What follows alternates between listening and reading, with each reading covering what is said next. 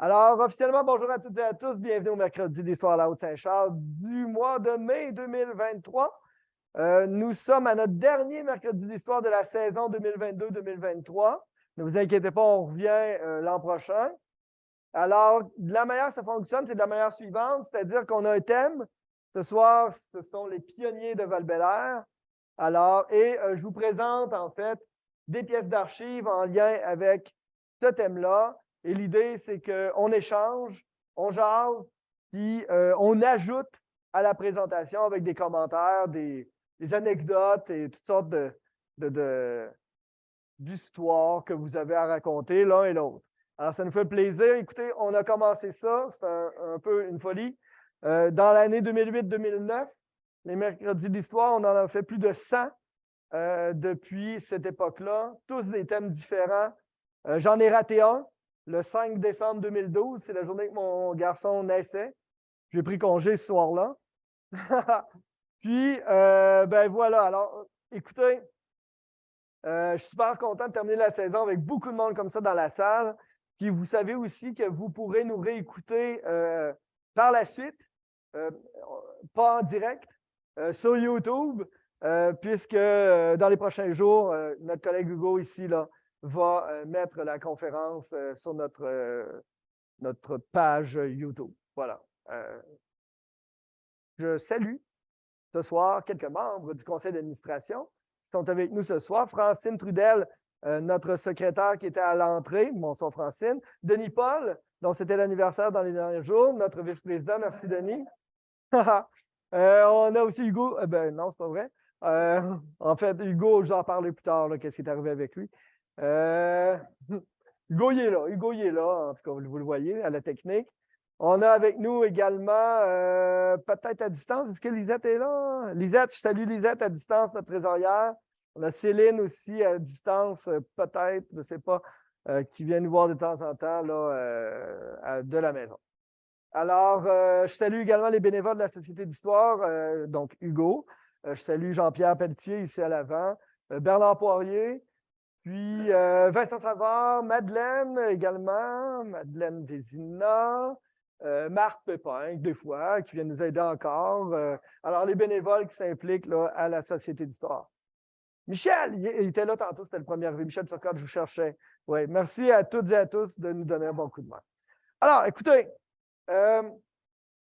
dans les dernières années, dans les 15 dernières années, on a déjà fait un mercredi de l'histoire qui portait sur le secteur de Val-Bélair. On s'était déplacé dans la bibliothèque à Val-Bélair pour faire la présentation. Puis je ne me souviens pas, moi, les dates récentes, je ne suis pas bon là-dedans, moi, je suis bon dans les vieilles dates. OK? Je ne me souviens pas exactement c'est quand qu'on l'a tenu. J'ai écrit là, à peu près en 2010. On s'était déplacé là-bas. Puis c'était juste le monde qui venait d'habitude à notre mercredi de l'histoire qui était allé là-bas.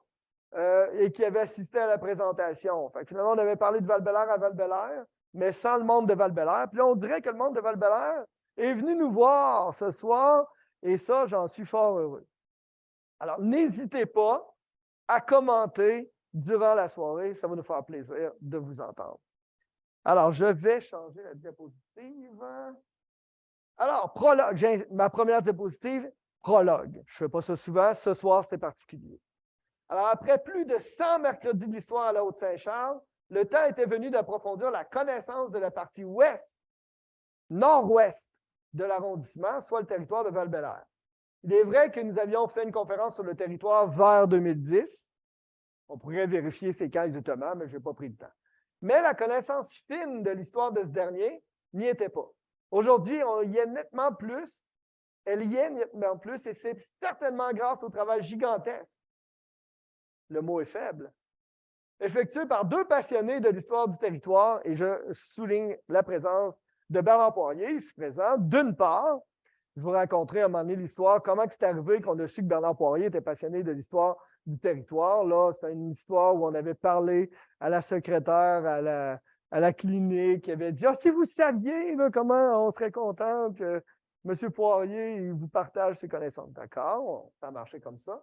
Et François Daigle, qui est à distance. Alors, salut François, merci d'être avec nous.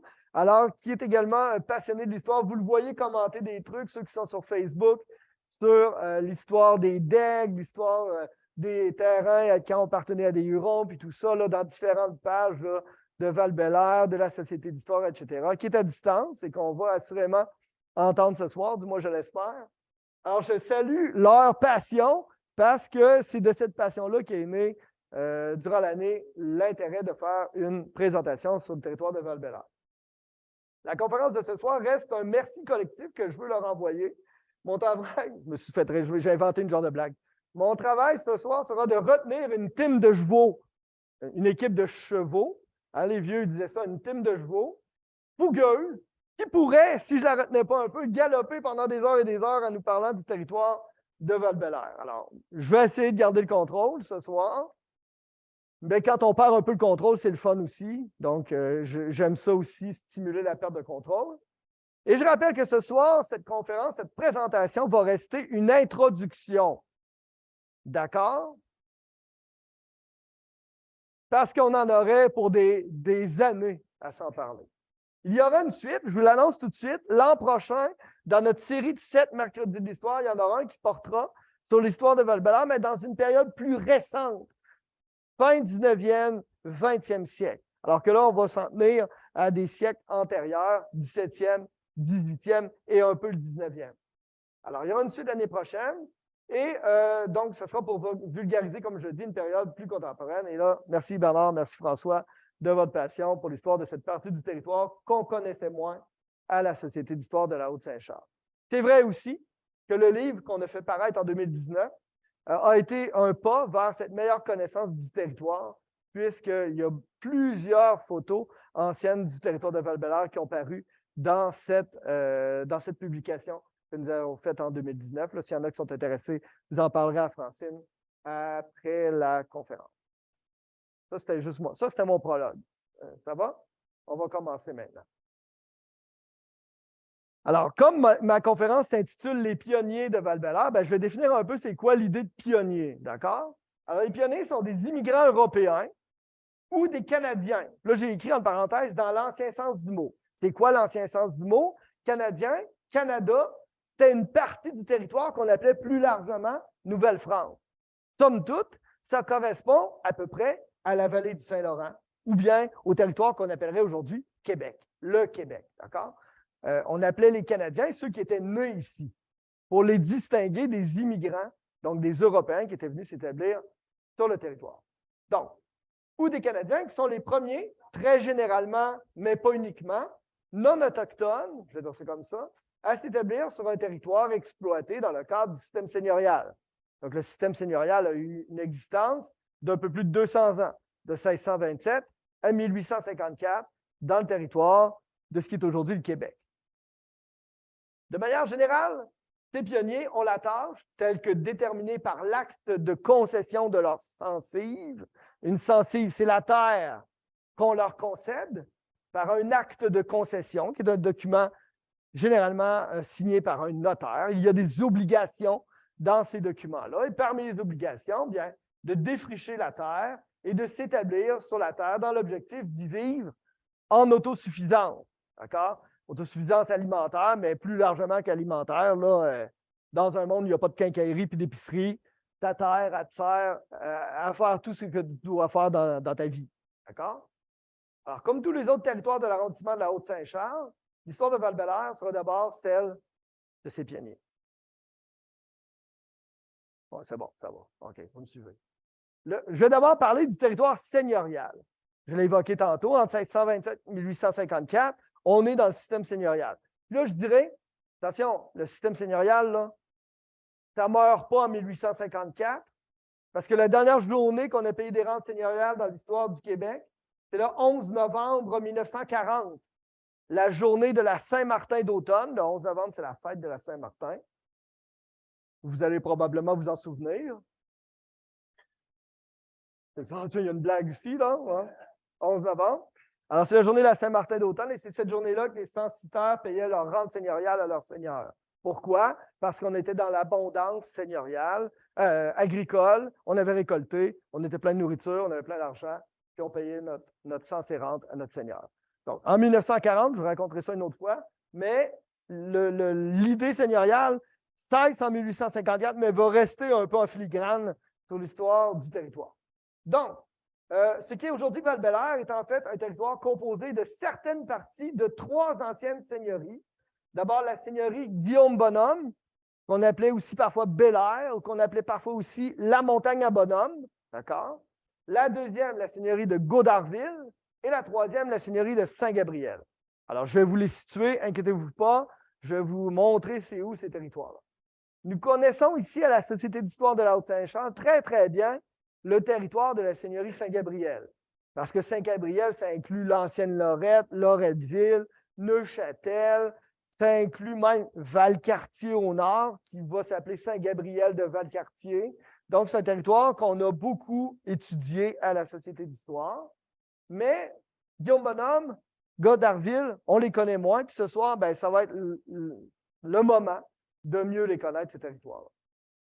Ce qui est le fun avec Saint-Gabriel, c'est que ça appartenait aux Jésuites et les Jésuites ont été mangés par l'État québécois, aujourd'hui, on va dire ça, par l'État, la couronne, et c'est devenu en fait une possession, leur bien se retrouve aux Archives nationales du Québec parce que ça a été mangé par la couronne et par le gouvernement québécois dans ses archives éventuellement. Donc, on a beaucoup d'histoires sur Saint-Gabriel. Fin de la parenthèse. Alors, vous ne voyez pas très bien sur cette carte-là, mais je vais vous l'expliquer. On a ici une partie, un extrait d'une carte des seigneuries de la région de Québec. Alors, je vais vous situer légèrement. Bon, la première chose qu'il faut remarquer, c'est que la seigneurie Saint-Gabriel, qui commence à la route de l'aéroport et qui se termine à la rue Élisabeth II, au boulevard de la Colline, merci, j'ai une bulle au cerveau, au boulevard de la Colline, eh bien, cette seigneurie-là s'appelle Saint-Gabriel, mais n'a pas une forme rectangulaire parfaite.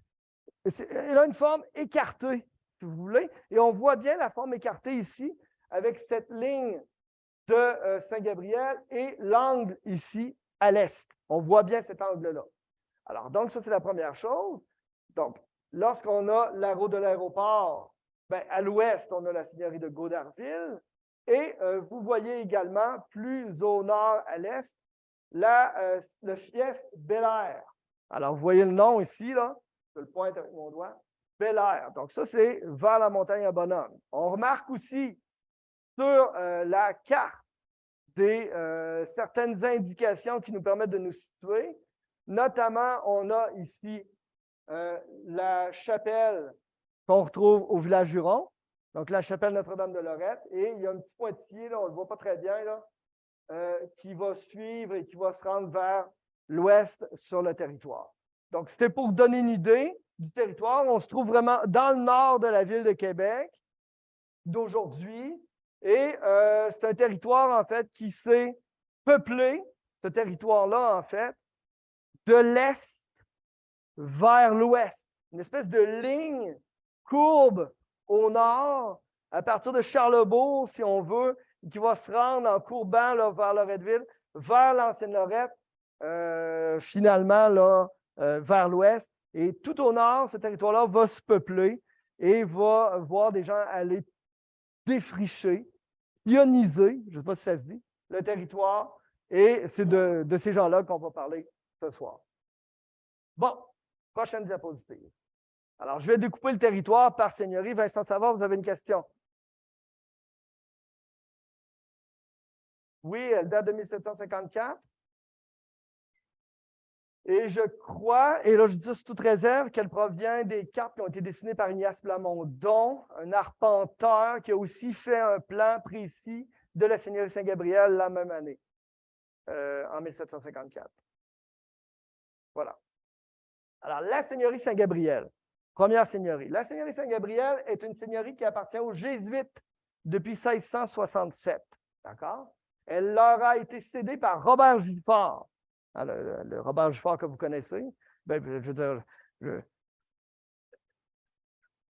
on se comprend par le vous le connaissez. Là. Je ne pense pas qu'il y ait personne qui a été soigné par le chirurgien Robert Giffard ici ce soir. Alors, oui, le Robert Giffard là, de Beauport, là, voilà, lui. Alors, qui ne l'avait pas exploité. Lui, on lui avait concédé en 1647, il ne s'en était pas occupé, il avait dit « j'ai d'autres choses à faire, Je ne m'occupe pas de ça. Juste, Francine, t'assurer qu'ils ne mettent pas le système d'alarme et tout, s'il te plaît. Alors, oui, c'est ça. Dès leur prise de possession, les Jésuites de cet immense territoire, ils vont commencer à l'exploiter en ascensant. Ça, c'est le verbe ascenser. C'est concéder des terres, des censives sur lesquelles on doit payer le cens, qui est le paiement annuel de la rente seigneuriale, si on veut. Donc, ils vont ascenser des terres, tant dans ce qui est aujourd'hui l'ancienne Lorette que Loretteville. Alors, on ne les appelait pas comme ça à l'époque. C'est après ces premières concessions à des immigrants ou des Canadiens que les Jésuites vont installer dans leur seigneurie les Hurons en 1673. Donc, le peuplement européen ou canadien est antérieur au peuplement des Hurons qui, eux, arrivent avec leurs missionnaires jésuites en 1673 dans ce qui va devenir Lorette, jusqu'en 1697, au moment où les Hurons déménagent ici près de la chute, qui devient la jeune ou la nouvelle Lorette. Là, Lorette devient la vieille Lorette ou l'ancienne Lorette. Comprenez-vous? C'est toute Lorette, il y en a une vieille, mais elle devient vieille juste quand il y a la jeune. Comprenez-vous? Comme Élisabeth II. Hein? Il y avait Élisabeth avant elle, mais on ne l'appelait pas un quand on ne savait pas qu'il allait y avoir une deux. Vous comprenez? C'est la même idée. Comme le pape, à cette heure, il s'appelle François, pas premier, il n'y a pas de deux. Bon, OK, j'arrête. Donc, c'est autour de ces deux premiers noyaux de concession que des pelures d'oignons, comme des pelures d'oignons, que le territoire va graduellement se peupler. Donc, on a deux cœurs dans la seigneurie Saint-Gabriel. Il y en aura un troisième, là, ça s'appelle Valcartier, mais il ne nous intéresse pas ce soir. Mais les deux premiers cœurs, l'ancienne et la jeune Lorette, on va peupler là où ils se trouvent toujours. Puis, comme des pelures d'oignons autour de ces deux cœurs-là, on va peupler le reste au fur et à mesure que le temps avance. D'accord? Évidemment, vous comprenez que Val-Bélair fait partie d'une couche d'oignons de ce peuplement-là. Le premier territoire qui est inclus dans Val-Bélair, qui va être peuplé dans la seigneurie Saint-Gabriel, c'est la côte Sainte-Geneviève. Hein? Le rang Sainte-Geneviève, la route Sainte-Geneviève, la concession Sainte-Geneviève, nommez-le comme vous voulez, boulevard Sainte-Geneviève, sortie Sainte-Geneviève, tout ça, vous situez. Alors, c'est ça qui va être peuplé en premier dans la seigneurie Saint-Gabriel. Là, voyez ça dans votre tête, là. On a peuplé d'abord la rue Racine autour de la chute, nord-sud. On est allé vers l'ouest. On a peuplé Saint-Claude. On est descendu Lormière au sud. On est allé encore un petit peu plus à l'ouest. Oh! On s'est fait une belle ligne. Sainte-Geneviève, qui était au nord de terre, qui était dans la pelure d'oignon de l'ancienne Lorette, qui montait vers le nord, l'ancienne Lorette, et qui vient coller sur Sainte-Geneviève. Donc, Sainte-Geneviève, l'actuelle route qui porte le même nom, va commencer à être concédée par les seigneurs jésuites à partir du 4 avril 1738. C'est pas d'aujourd'hui, là. C'est très ancien. Moi, je vois parfois des villages qui fêtent leur 200e, leur 300e, puis tout ça. Bien, écoutez, on est là-dedans, nous autres, à la Haute-Saint-Charles, mais on l'oublie souvent parce qu'au nord du boulevard Amel, c'est comme si il n'y avait rien qui s'était jamais passé là. Il est rendu au bas de la route, on tombe en bas, puis on se faisait manger par Godzilla. Là. Je veux dire, c'est pas ça, là. Hein? Fait que quand on voit des dates très anciennes comme ça, ben, on se rend compte de l'ancienneté du territoire sur lequel on vit. Puis, c'est pas beaucoup mis en valeur, puis on essaye de faire ça, nous, à la Société d'histoire. Bon, j'arrête mon éditorial politique. Entre le 4 avril 1738 et le 4 août 1738, pendant quelques mois, les Jésuites concèdent les 5, pas beaucoup, premières terres sur la côte Sainte-Geneviève. Les pionniers de ce rang sont Guillaume Falardeau. D'accord? Guillaume Falardeau, c'est l'ancêtre de Denis, entre autres, là, et sûrement de plein de personnes ici dans la salle. De Guillaume Falardeau, et ça, c'est le Guillaume Falardeau fils. Parce que le Guillaume Falardeau père avait la dernière terre au bout de Saint-Claude. Donc, au bout de Saint-Claude, là, qui était quelque part en dessous d'Henri IV. Là.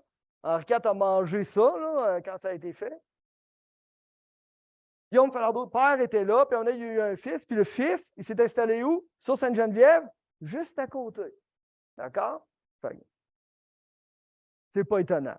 Ça se comprend très, très bien. Donc, Guillaume Falardeau, Pierre Savard, Joseph Alain, Jacques Bouin dit Dufresne et Pierre Bouin dit Dufresne.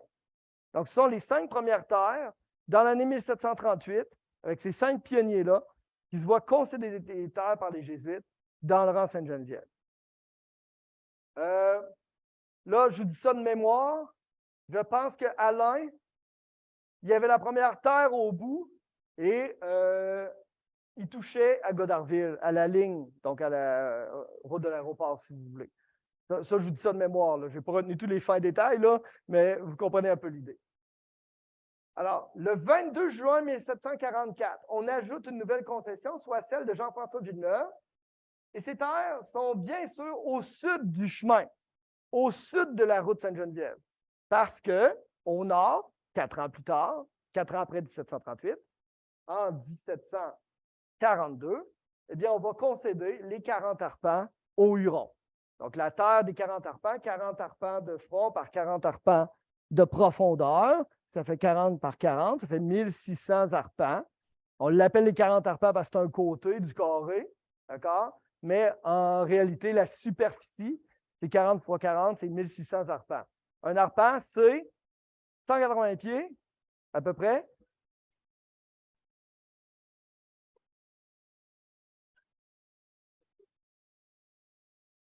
À peu près 57 mètres. Que je vais parler en mètres, là, comme ça, je vais être sûr de gagner. 57 mètres, d'accord? Vous ferez le calcul en voiture si vous circulez là. Bon. Alors, voici pour les premiers pionniers dans la Seigneurie Saint-Gabriel, dans le secteur qui s'appelle Val-Bélair aujourd'hui. Je vous ai mis ici, là, le genre de lecture que je fais à temps perdu. Voici, c'est Jacques Bouin qui nous appelle. Alors, voici ici l'extrait de l'acte de concession de Pierre Savard. Donc, vous lisez comme moi, là, ça va bien? Saint-Gabriel, concession par les révérends, pères jésuites, à Pierre Savard, du 4 août 1738 à Sainte-Geneviève. Ça va? Alors, ça, c'est le revers là, c'est quand on plie le document là, en format légal. Là. Ça, c'est le côté là, sur lequel on écrit ce qu'il y a à l'intérieur. D'accord? Là, je ne vous ai pas mis le texte, là, vous comprenez que c'est ça. Ça, c'est disponible en ligne. Vous pouvez tout trouver ça facilement aux Archives nationales du Québec, ce soir ou demain, après la conférence. Les 40 arpents. Bien là, si on dit les premières personnes qui sont arrivées sur un territoire, c'est des pionniers. Donc, dans les 40 arpents au nord de Sainte-Geneviève, à l'ouest de Pionne, à peu près, et à l'est de la route d'aéroport, puis au sud de la montagne, dans ce 40 par 40 par 40 par 40, ça, c'est les 40 arpents. Les premières personnes à avoir habité ce territoire-là sont certainement les Hurons. D'accord? Alors, le 7 mars 1742, les Jésuites concèdent aux Hurons une censive, on appelle ça comme ça, une censive, une terre, de 40 arpents par 40 arpents. Elle se situe au nord de la route Sainte-Geneviève. Cette concession sera reconfirmée. Donc, on va comme la reconcéder pour être sûr que tout est correct en 1794, alors que les derniers jésuites agonisent, je vous explique dans une seconde. On peut donc prétendre que les pionniers de cette immense censive sont clairement des Hurons. En partie. J'apporterai une nuance dans un instant, mais je vous explique l'agonie des derniers jésuites. Alors, les jésuites est un ordre qui a été aboli par le pape et interdit après la conquête par les Anglais. On leur a permis de continuer d'exister aux jésuites tant et aussi longtemps qu'il y en avait un de vivant. Il n'y avait plus le droit de recruter. Donc là, ça devenait rapidement la Ligue du Vieux Poil, vous comprenez bien, là? Hein? Puis là, ils mouraient les uns après les autres, les jésuites. Puis en 1794, c'est une année charnière, parce que c'est à ce moment-là qu'on crée la paroisse Saint-Ambroise de la Jeunnerette, en 1794, où on installe une église ici, sur la rue Racine, et qui se détache de Charlesbourg. Et on fait ça, entre autres, pas uniquement, mais entre autres, parce que le dernier missionnaire des Jésuites s'appelait le dernier missionnaire auprès des Hurons, pas Jean-Joseph Cazot qui va mourir, qui va être le dernier, qui va mourir en mars 1800, mais le dernier, Étienne Thomas Giraud de Villeneuve va mourir en 1794. Puis là, l'évêque de Québec dit, on est dans le pétrin, il faut trouver un curé, on va créer une paroisse, on est plus jésuites, ils meurent tout après l'autre, il en reste 2, 3, ils sont agonisants. Tac, il faut faire de quoi? Alors, à la presse, les derniers jésuites s'assurent de certaines choses, alors qu'ils se voient tous mourir les uns les autres, dont, entre autres, la concession des terres des 40 arpents. Et c'est pour ça qu'on la reconfirme en 1794. Je pense même que le texte, là, je me trompe peut-être, est signé par Étienne Thomas Giraud de Villeneuve, le dernier missionnaire.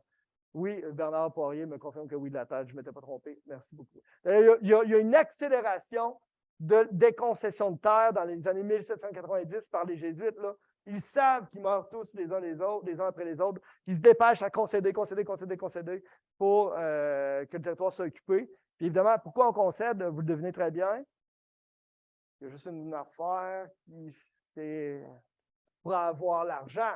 Qu'est-ce que les Jésuites faisaient avec l'argent? Bien, ils s'occupaient des missions, mais ils éduquaient aussi la population. Et le dernier père jésuite, sa volonté était d'utiliser les biens des Jésuites pour éduquer la population canadienne-française. Ce qui ne s'est pas déroulé comme ça, finalement. Que voulez-vous? Pas dit en passant, les Jésuites, là je fais beaucoup de parenthèses, mais les Jésuites étaient les plus grands propriétaires fonciers de la vallée du Saint-Laurent durant l'existence du régime seigneurial. Alors, quand on parle des biens des Jésuites, c'est des sommes considérables. D'accord? C'est un bien foncier considérable. Allez-y, Vincent Savard, votre question.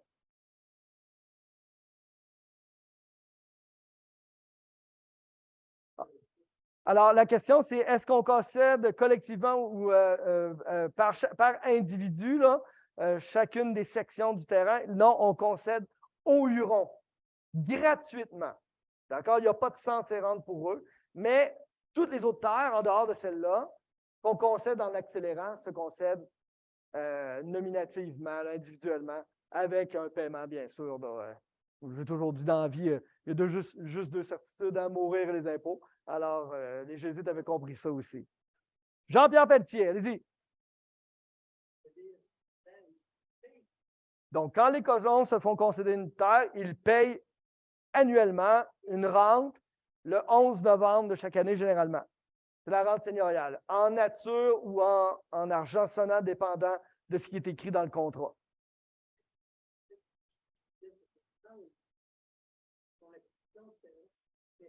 Non, ce n'est pas au moment de faire l'acquisition parce qu'ils ne l'acquièrent pas vraiment. Ils n'en sont pas les propriétaires réellement. C'est un genre de système locatif à vie sur plusieurs générations que tu payes annuellement sans être réellement propriétaire de la terre. Mais que tu peux vendre, par exemple, mais moyennant des frais que tu payes. Là. On appelle ça les lots et ventes et tout ça. Il y a plein de technicalités, là, mais les gens ne sont pas propriétaires réellement de la terre qui leur a été concédée. Non, c'est ça. Il y a une question de la... Ah, après la question de M. Savard, il y a une question de Zoom. On vous entend, Zoom. Allez-y. Oui, c'est François Daigle. Salut François, je suis content de t'entendre. Oui. Écoute, je veux amener une petite nuance. En 1742, je pense que, comme tu dis, ça a été concédé gratuitement et avec des avantages particuliers pour Moudle-le-Grain, etc. Là. Mais en 1794, si je ne me trompe pas, il me semble qu'il y avait les sens et rentes embarquaient. Il y avait des nouvelles conditions. Donc, c'était un peu différent de celui de 1742. Je te remercie beaucoup de ta précision, François. Je dois avouer que je n'ai pas relu aujourd'hui, quand j'ai terminé mes trucs, la deuxième concession, mais je suis super content que tu me le dises. Merci de nous l'avoir dit, François. On te salue en passant. Là, on sait que tout ça est un peu aussi là, grâce à toi. Puis, si tu voyais la salle, tu serais super content. Il y a plein de monde de Val-Bélair. Écoute, François, je suis vraiment content. On continue. Merci. C'est bon. Alors, il y avait aussi une question de M. Georges Savard dans la salle. Allez-y, M. Savard.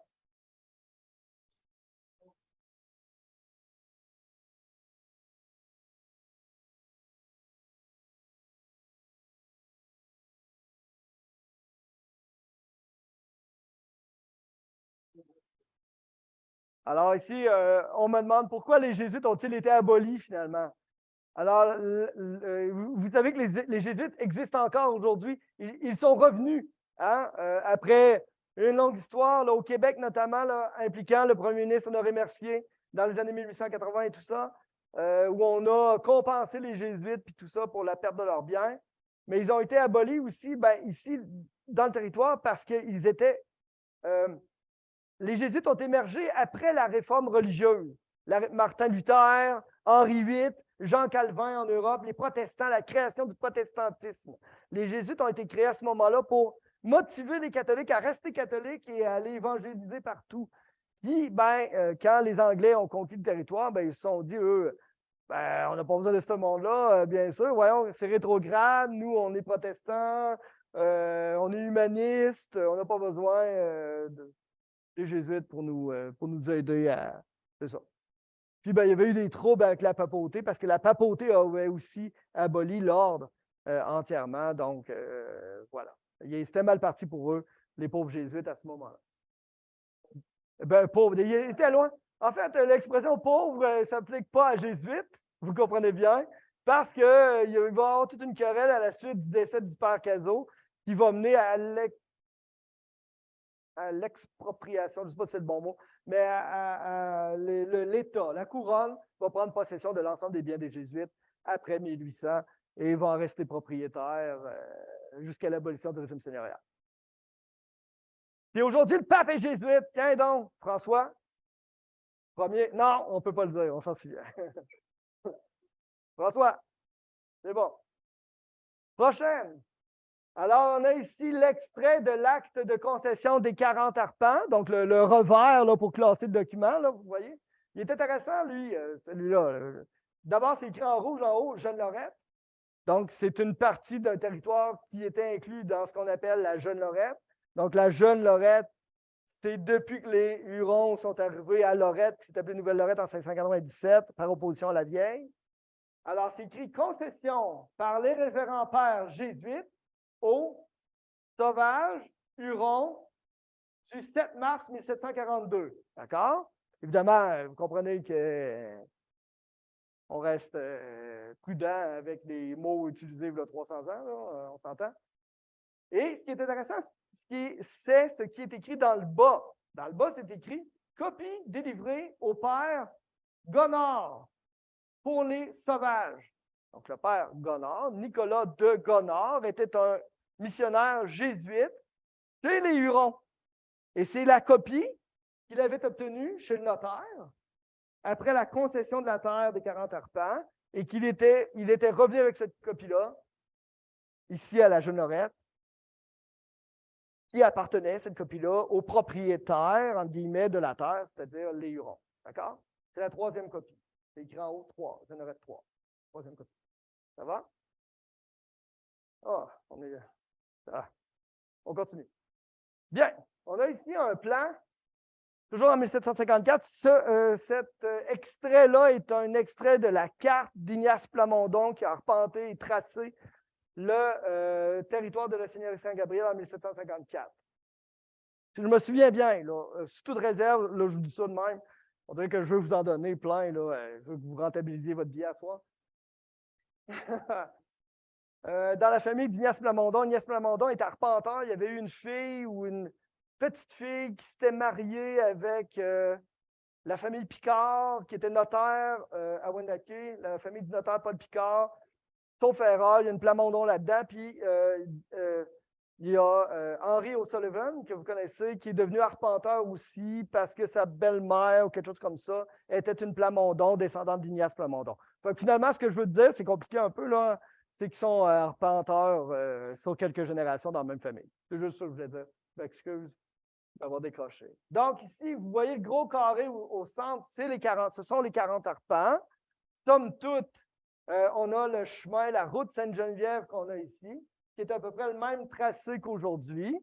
On voit ici, si vous avez Bonneuil sur la carte, vous allez voir juste sous le mot Saint-Claude, vous allez voir un petit tracé en rouge. Donc, ce petit tracé en rouge, c'est le chemin. C'est la route Saint-Claude. Hein? Le boulevard Saint-Claude, mais le bout, là, quand ça se sépare en V et on s'en va vers le nord-ouest, à droite, là, juste après l'école, qu'on monte, là. Puis ici, il rejoignait Sainte-Geneviève, alors qu'aujourd'hui, Saint-Claude continuait en biais pour aller éventuellement rejoindre la route Amiral qui traversait en biais les 40 arpents. Donc, ça ici, on a la concession Saint-Claude, donc les terres sur Saint-Claude, qui fera l'objet d'un mercredi de l'histoire à l'automne prochain ou à l'hiver prochain, on en reparlera. Donc, on a Sainte-Geneviève, Saint-Claude pour se situer, les 40 arpents. Puis au nord des 40 arpents, on a la concession Saint-Michel et Saint-Michel. Saint-Michel. Val, Saint-Michel. Ben oui, ok, je voulais juste voir si vous suiviez. C'est bon. Saint-Michel, c'est dans la Seigneurie Saint-Gabriel. Et on va concéder éventuellement sur Saint-Michel, le long de la route, le chemin, qui va porter ce nom-là, Saint-Michel, puis qui va devenir Pie 11 éventuellement. D'accord? Puis avec un train qui passe là aussi à un moment donné, un train sur des listes de bois, une longue histoire. On en reparlera. Il y a une question de la salle sur Zoom, une question sur Zoom. On vous écoute. Oui, encore moi. Salut François. Écoute, c'est une question commentaire. En passant, mes commentaires ce soir, je vais te dire qu'ils sont peut-être un peu sous toute réserve, là, étant donné que j'y vais de mémoire, puis ça se peut que je me trompe des fois. Là. Le chemin là, que tu viens de monter, qui est en rouge sur la carte, est-ce que je me trompe ou bien c'est pas le chemin de la longue queue, ça? Exactement, en fait. Dans la concession Saint-Claude, dans ces terres sur Saint-Claude, la route où on pouvait marcher avec des chevaux puis rouler avec une carriole, elle s'appelait la longue queue. Et la longue queue prenait son origine là, à côté de chez moi. Moi, j'habite sur la rue Verrette, là, à Loretteville, là, quand ça sépare en V avec Racine. Ben, c'est là que la longue queue commençait. Au coin de Verrette-Racine, en face de l'école Arc-en-Ciel, la longue queue serpentait. C'est un peu l'image que je me suis fait du nom. Là. Serpentait comme ça et devenait en fait Saint-Claude, le boulevard qui s'appelle aujourd'hui Saint-Claude. Donc ça, c'est longue queue. On va voir ça dans les documents parfois. Concession de la longue queue, concession Saint-Claude, chemin de la longue queue, chemin de Saint-Claude, chemin du puits Saint-Claude, chemin du pays Saint-Claude. On voit toutes sortes d'expressions autour de ça. Donc, merci de ta question, François. Effectivement, c'est la longue queue. C'est certainement la longue queue. Puis, tu sais, elle se connecte à Amiral. Avant qu'il y ait Henri IV, là, ça montait, ça suivait le même tracé qu'Amiral. Bon, voici pour le plan de 1754 pour situer les 40 arpents. Ça va? Vous me suivez, tout le monde? Oui, c'est bon. Si vous ne comprenez pas quelque chose, dites-moi là. Alors, la côte Saint-Michel, justement. Alors, le long de ce qui est aujourd'hui le boulevard Piange, au nord des 40 arpents, les Jésuites vont aussi concéder une série de terres qui seront bornées par la seigneurie de Godarville. Donc, est-ouest avec le fond de ces terres-là, l'arrière, à la route d'aéroport, ou bornée par la ligne séparant Godarville de Saint-Gabriel, vous comprenez? Donc, qui seront bornés par la seigneurie de Godarville, qu'on nomme à ce moment, paf, là, je t'introduis quelque chose. Là, on peut déraper là-dessus longtemps, mais je vais te dire quelque chose qui est exceptionnel, OK? Que, somme toute, là, bon, vous êtes quoi, 50 dans la salle à peu près? Qu'on peut comprendre, nous autres, mais on va être les seuls initiés au monde. Là, ce soir, je dévoile une découverte dans une première mondiale, d'accord? Qui a été découverte grâce à Bernard et François. Et j'en ai pas de mérite, mais je vous le dis. Okay? Qu'on nomme à ce moment-là Seigneurie Saint-Jean-Baptiste, guillemets, à l'ouest de la route Saint-Michel, à l'ouest et à la route Saint-Michel à l'est. Donc, dans les concessions qu'on va faire, là, que je vais te montrer les noms des gens à qui on concède des terres, on nomme, quand on fait une concession, on dit toujours d'un côté, un tel, d'un autre côté, un tel en avant, à rivière, à la ligne, au chemin, à la route, on dit tout le temps où est-ce qu'on se situe. D'accord? Puis là, on ne dit pas Godarville. On dit Seigneurie Saint-Jean-Baptiste. Quand j'ai fait une compilation de l'ensemble des concessions des terres par les Jésuites de 1667 jusqu'à 1800, j'ai fait ça un moment donné dans ma vie, dans un grand fichier Excel, j'ai tout noté ça, puis j'avais noté Seigneurie Saint-Jean-Baptiste. Je ne m'étais pas attardé à ça, je l'avais juste écrit, puis j'avais laissé flotter ça. Mais ce soir, je vais vous dévoiler l'explication en lien avec ça. Je n'en dis pas plus pour le moment. Hein? Je fais du more to come. Ça va? Oui. Prochaine. Alors, vous avez ici là, une partie de mon fichier Excel de cette fameuse compilation dont je viens de te parler. sont des terres qui vont être concédées dans la route, dans la côte Saint-Michel. En côte, c'est comme rang, là, finalement. Là. Concession, route, rang. Là. On utilise souvent côte. Dans les documents jésuites, l'expression côte. Alors, à partir du 8 juillet 1755, on va concéder une série de terres jusqu'au 14 janvier 1757 à des personnes, je les ai mis en jaune, qui sont un peu particuliers. Ces personnes-là sont des bourgeois, voire des nobles de la colonie qu'on appelle la Nouvelle-France. Ce n'est pas des Savard, Barbeau, Paquette, tous ces noms-là qu'on retrouve là, partout dans le territoire. C'est des noms qu'on ne connaît pas, qui ont des particules. On se demande vraiment c'est qui ces gars-là, puis qu'est-ce qu'ils faisaient là sur la côte Saint-Michel en 1755. Parmi eux, Paul-Antoine François Lanoulier, Michel Bénard, Jean-Antoine Gauthier, Joseph Brassard d'Echeneau, seigneur de Neuville. Pourquoi le seigneur de Neuville s'est-il fait concéder une terre en 1755 dans la côte Saint-Michel, dans la seigneurie Saint-Gabriel, dans ce qui est aujourd'hui Val-Bélair? C'est une excellente question. Si tu as une réponse à cette question-là, tu me le diras, s'il te plaît, parce que je ne sais pas. Je n'ai pas de réponse. Je n'ai pas de réponse. Tu sais, c'est ça. Il faut être humble dans la vie. Je le suis. Bon, Jean Verret de Fils. Jean Verret de Fils, ça, c'est un nom plus normal. OK? Louis-Léonard de France, Aumasson de Courville, Simon Soupirant, sa fille Mademoiselle Charles Soupirant, Jean-Baptiste Ducharnay, Jean-François Picard, le Picard, Louis-Simon Frichet. Dans des frichettes, il y en avait sur l'ormière, qui vont devenir des fréchettes.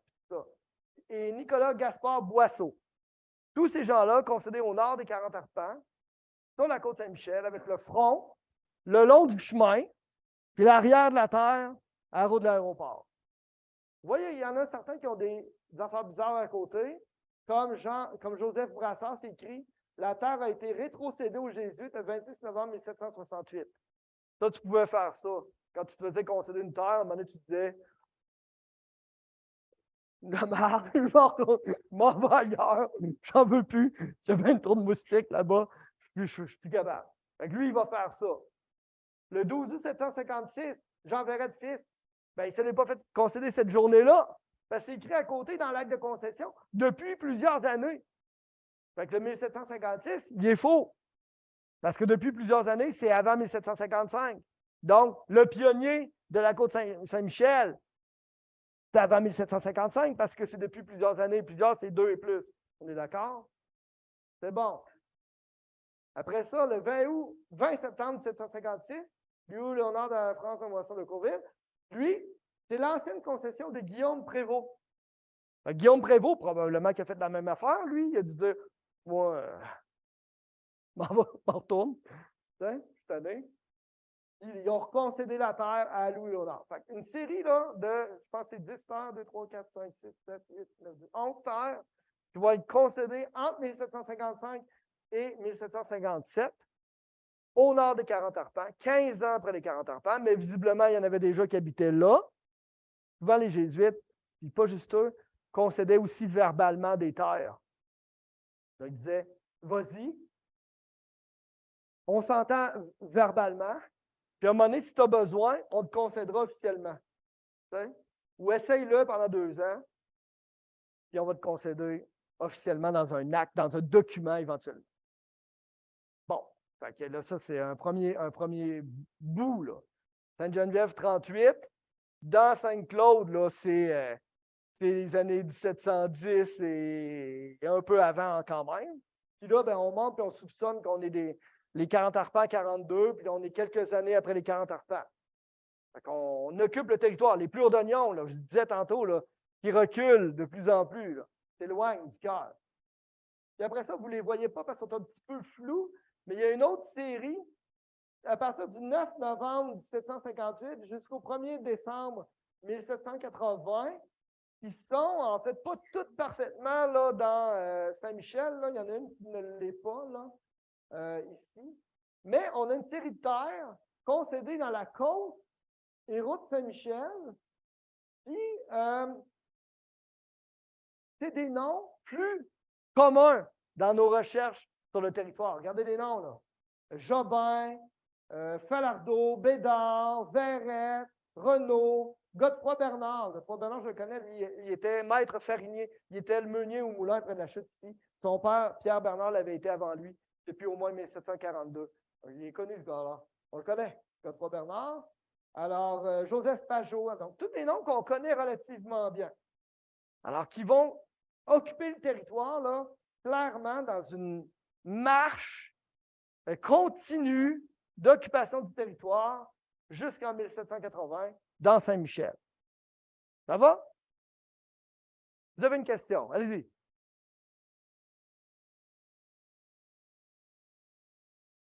Oui. Alors, la concession qui n'est pas dans Saint-Michel, ici, là, a été faite le 3 septembre 1761 à un gars qui s'appelait Vincent Fils. Alors, c'est probablement, il y avait c'était le nom de famille qui est devenu Vincent aujourd'hui, le fils.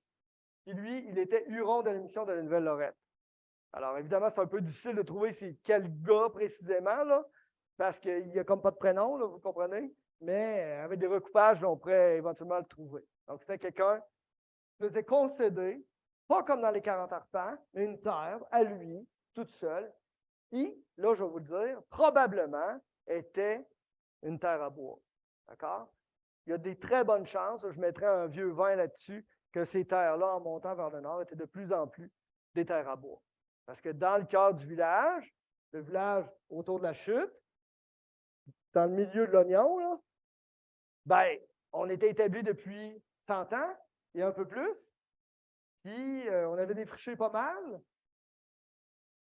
Puis, on avait besoin d'environ 20 à 25 cordes de bois par année, hein, pour se chauffer et se nourrir. Avec 20 à 25 cordes de bois par maison, par année. À un moment donné, tu as besoin d'avoir une réserve, tu vas la chercher plus au nord. Ouais. Non.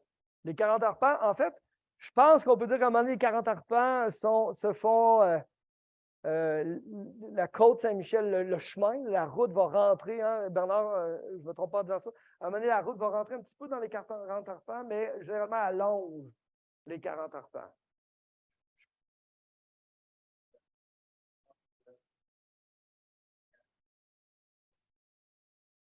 Il n'était pas dans la côte Saint-Michel. Il était dans le troisième rang des terres de la côte Saint-Antoine. Ça, le troisième rang des terres de la côte Saint-Antoine, c'est au nord. La rue du Golfe, là, c'est la fin du premier rang. Le deuxième rang, c'est au nord de ça, puis le troisième rang, probablement là, vers le boulevard Martel et un peu plus au nord encore. Probablement. Il y a une question de Zoom, après on va prendre M. Beaulieu. Zoom, allez-y. Oui, c'est encore moi. Salut François. Pour une précision sur Vincent, je sais que, mettons, en 1733, tu as eu un Vincent comme à côté, là, dans Saint-Jean-Baptiste, qui a eu une terre. Ouais. Et en 1784, on voyait que son fils, François Vincent, avait eu la même terre, là, dans le fond. Fait que, oui, tu avais des Vincent, donc tu avais un Vincent père, un François Vincent fils. Et oui, c'était dans la famille des Vincent là, qu'on a, tu sais, Nicolas Vincent, par exemple, qui est plus connu. Là. C'était dans cette famille-là. Fait que c'est possible que ce Vincent-là était dans cette gang-là parce que tu avais ce nom-là là, qui circulait à cette époque-là. Merci, François. Donc, effectivement, là, je vais y venir tout à l'heure, vous allez voir, là, la présence des Hurons là, sur le territoire vers le nord va au-delà, en fait, des 40 arpents. Là. Puis, ils font ça là, à titre souvent personnel. Ils vont concéder une terre, à bois ou non, pour leurs besoins personnels. Là, voilà. Alors, ça, c'est un extrait de mon graphe chez Excel, des concessions dans Saint-Michel. Mais avant d'aller plus loin, il y avait une question de M. Jules Beaulieu. Allez-y.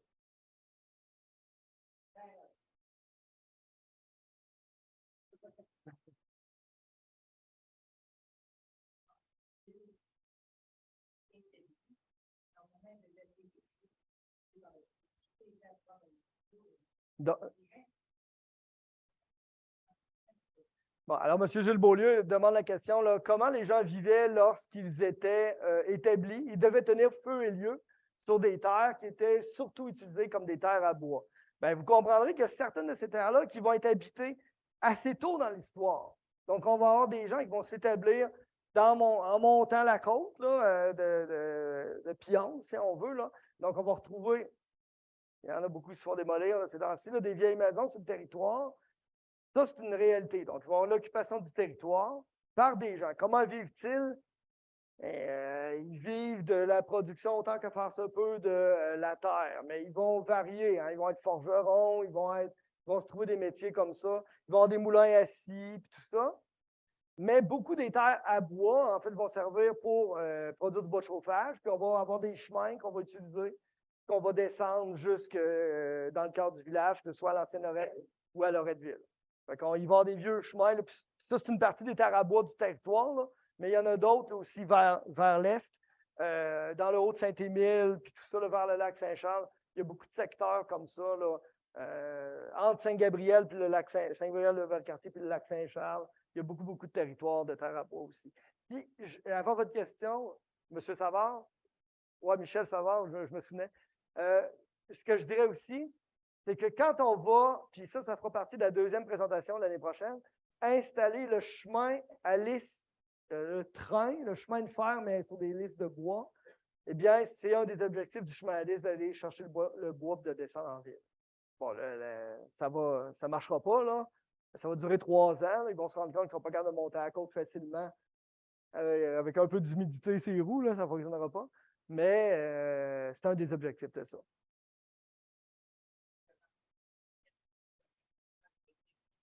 On leur vendait ou on les utilisait personnellement. Alors, parce que les gens avaient souvent 2 terres. Une terre dans le village, puis une terre quelque part. Puis, tu sais, je sais qu'il y a des personnes ici dans la salle qui m'ont déjà parlé que dans leur famille, il y avait une deuxième terre quelque part dans le nord. Plusieurs personnes qui m'ont parlé de ça. Puis quand on lit, par exemple, des testaments là, de personnes qui sont décédées là, dans les années 10, en 1900 ou je ne sais pas quoi, ben, tu sais, ils lèguent la terre au rang Saint-Antoine ici dans le village, une deuxième terre dans la Côte-Saint-Michel, une troisième terre en Montagne-Ronde, etc., etc. Fait qu'ils possèdent des terres qui coûtent moins cher parce que sont moins utilisables, on va dire ça comme ça, mais qui sont fortement utiles pour une famille qui vit en autosuffisance. Puis, moi, j'avais calculé que sur 2 générations, une génération entre 25 et 30 ans, on réussit à défricher environ le tiers d'une terre. Une terre normale, là, genre 3 par 20 ou 2 par 20 arpents, là, 2 par 30, 3 par 20. Une terre, somme toute, de 60 arpents de superficie. Là, on défriche un tiers sur 2 générations, en se gardant une petite réserve de bois au fond, mais en ayant suffisamment d'espace pour cultiver et se nourrir, ou pour vendre ce qu'on produit pour acheter de la nourriture. Fait que c'est pas long qu'on va avoir besoin d'une terre supplémentaire. Monsieur Michel Savard, au fond, allez-y.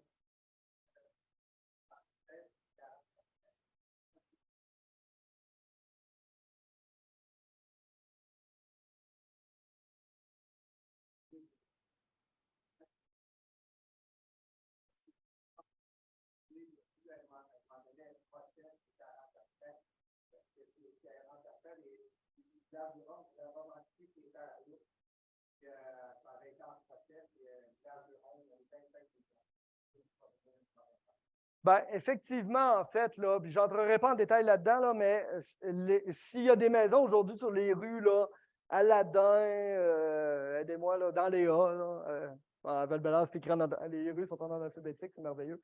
Là, Aladin, puis tout ça, ces rues-là, c'est parce que ce n'est plus une terre qui appartient aux Hurons. Et si elle n'appartient plus aux Hurons, c'est parce que la terre a été vendue par l'agent des Hurons, donc le fonctionnaire en charge des Hurons. Et cette vente-là a été jugée à travers le temps dans une longue saga, très, très longue, a été jugée illégale. Et c'est pour ça qu'il y a eu une compensation de je ne sais pas trop quel montant, je ne me rappelle pas, pour compenser la perte de ce bien-là à la communauté de Wendake. Donc, et c'est à ce moment-là qu'on a commencé à occuper le territoire, que les Euro-Québécois là, vont commencer à occuper le territoire. Ah oui?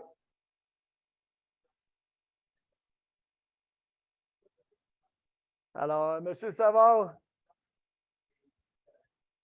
vous voyez, c'est le genre d'informations qu'on aime entendre. Il y aurait eu apparemment peut-être un cimetière derrière le Canac sur Pionce quelque part dans lequel on aurait enterré des Autochtones. À suivre. S'il y a quelqu'un qui sait quelque chose là-dessus, dites-nous-le. Sinon, il y a une question de Zoom. Alors, c'est sûrement François. François, tu as la parole. Tu as deviné. Oui, ben, je voulais faire un retour sur la question de tantôt, là, comment vivaient les gens dans ce coin-là. Je pourrais parler pour mon ancêtre qui était vraiment sur la rue de la Montagne-Ouest, là, dans le milieu. À sa mort en 1790, dans son inventaire, là, on voyait qu'il y avait des bœufs, des cochons, je pense qu'il y avait des poules, il y avait des pièges à castors, il y avait des charrettes, une hache, toutes sortes d'affaires comme ça. Fait que, comme tu dis, là, il y avait un peu de subsistance là, qu'on faisait. On vivait un peu comme un fermier, on vivait un peu comme un trappeur. Il y avait aussi un fusil à poudre noire, là. Donc, je pense que des inventaires comme ça donne des bons indices sur comment ces gens-là vivaient vraiment dans la montagne, là, loin de la ville. Effectivement, merci François. C'est effectivement un document essentiel pour comprendre la vie matérielle des gens, les inventaires après décès, où on décrit des fois dans les actes là, des pages et des pages de une vieille caissette de clous rouillés, des hardes, 3 assiettes dont une était cassée. Fait que là, on apprend vraiment énormément sur comment vivaient les gens au quotidien en regardant qu'est-ce qu'ils possédaient. Allez-y, M. Savard. Ouais.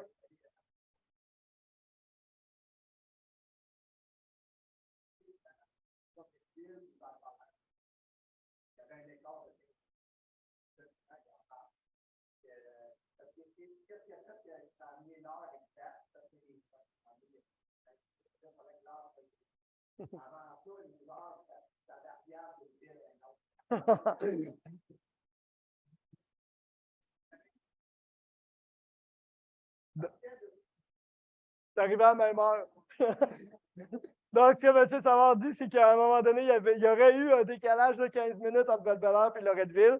Puis, évidemment, pour s'arranger, pour que ça fonctionne, puis que le monde ne soit pas décalé, là, on va dire ça comme ça, bien, les trains ont fait en sorte qu'on devait tout le monde respecter la même heure. C'est sûr que quand on s'enligne sur le soleil pour déterminer l'heure, ben là, à un moment donné, ça se peut qu'il y ait un délai, là, en tout cas, je ne sais pas. Mais je trouve ça le fun, votre anecdote, le décalage horaire entre Val-Bélair et Loretteville. En tout cas, ouais, c'est ça. Vérifiez vos horloges tout le monde. Alors, puis après ça, il y a eu une autre série de sensibles encore et encore sur Saint-Michel. Donc, on concède. Vous voyez, de 92 à 94, dans une plus courte période d'environ 2 ans. Puis là, on a des concessions aussi dans ce qu'on appelle là, Montagne Ronde, Côte-Saint-Raphaël. Donc, ça, c'est comme vis-à-vis vers derrière, en fait. Vous savez où se trouve le parc Saint-Raphaël? Sur l'ancien boulevard Martel, la rue de la rivière Nelson. Bon, ça, c'est le début de la côte Saint-Raphaël. Puis vous voyez qu'on mélange un peu les utilisations. Là. Par exemple, on dit ici, là, le 28 novembre 1793, le sieur Ambroise Trudel, à qui on concède à la montagne Ronde, Côte-Saint-Michel. Et là, on écrivait, dans l'acte de concession, on l'écrivait terre à bois. Donc, souvent, à partir de ce moment-là, on l'écrivait terre à bois. Puis là, on est dans le moment où les Jésuites agonisent, là, OK? Puis, vous voyez, là, on va accélérer vraiment, vraiment les concessions de terre parce que les Jésuites voulaient que leur monde, en fait, occupe le territoire avant le désastre de la mort du dernier d'entre eux. Donc, les noms qu'on voit ici, là, c'est des noms connus là, dans le fond du monde qu'on connaît. Là. Pierre Duchesneau, père, Charles Savard, fils de Jean Savard et Pierre Martel, donc 2 personnes différentes. Jean-Baptiste Dubois, demeurant au presbytère de la Jeunnerette. D'accord? Mais c'est parce que l'affaire, c'est que le presbytère de la Jeunnerette, il n'est pas construit. OK? C'est ça qui est un peu bizarre. Je te dis ça de même. Hein? Parce que c'est en 1794, le presbytère d'autre bord de la rue. Mais on devait faire référence à ce moment-là au presbytère à côté de la chapelle Notre-Dame de Lorette, qui était le lieu où habitait le missionnaire jésuite. Bon, à un moment donné, Jean-Baptiste Savard et Joseph Savard, qui étaient frères, Jacques Durand, fils, Pierre Ambroise Trudel, les sauvages jurons du village de Lorette. Là, c'était les 1600 arpents, je t'en ai parlé tantôt. Hein? On s'en souvient? Les 40 arpents, en fait, non? Louis-Vincent Huron du village de la Jeunnerette, François-Vincent Huron du village de la Jeunnerette, Simon Hélène Fils, Huron du village de Lorette, Louis Savard, Ignace Clich et Joseph Renaud. Donc, ça va? Côte-Saint-Michel, on a monté ça vers le nord, on a suivi le chemin, on a essayé de se rendre jusqu'à Sainte-Catherine, mais on a arrêté en chemin.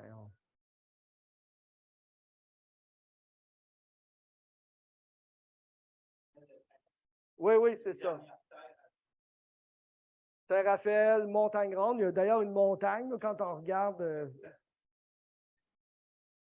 Donc, c'était vis-à-vis des terres de Saint-Michel. La Montagne-Grande, la colline, là, si on veut, était vis-à-vis les terres de Saint-Michel en montant vers le nord.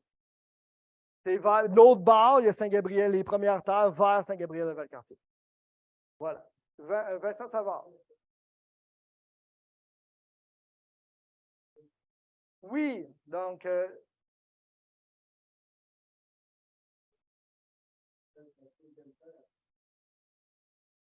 Donc, c'est ça. Là. On appelait le rang la montagne grande, mais ce n'était pas juste là où il y avait la montagne grande. Ça commençait avant d'arriver à la butte, la colline. D'accord?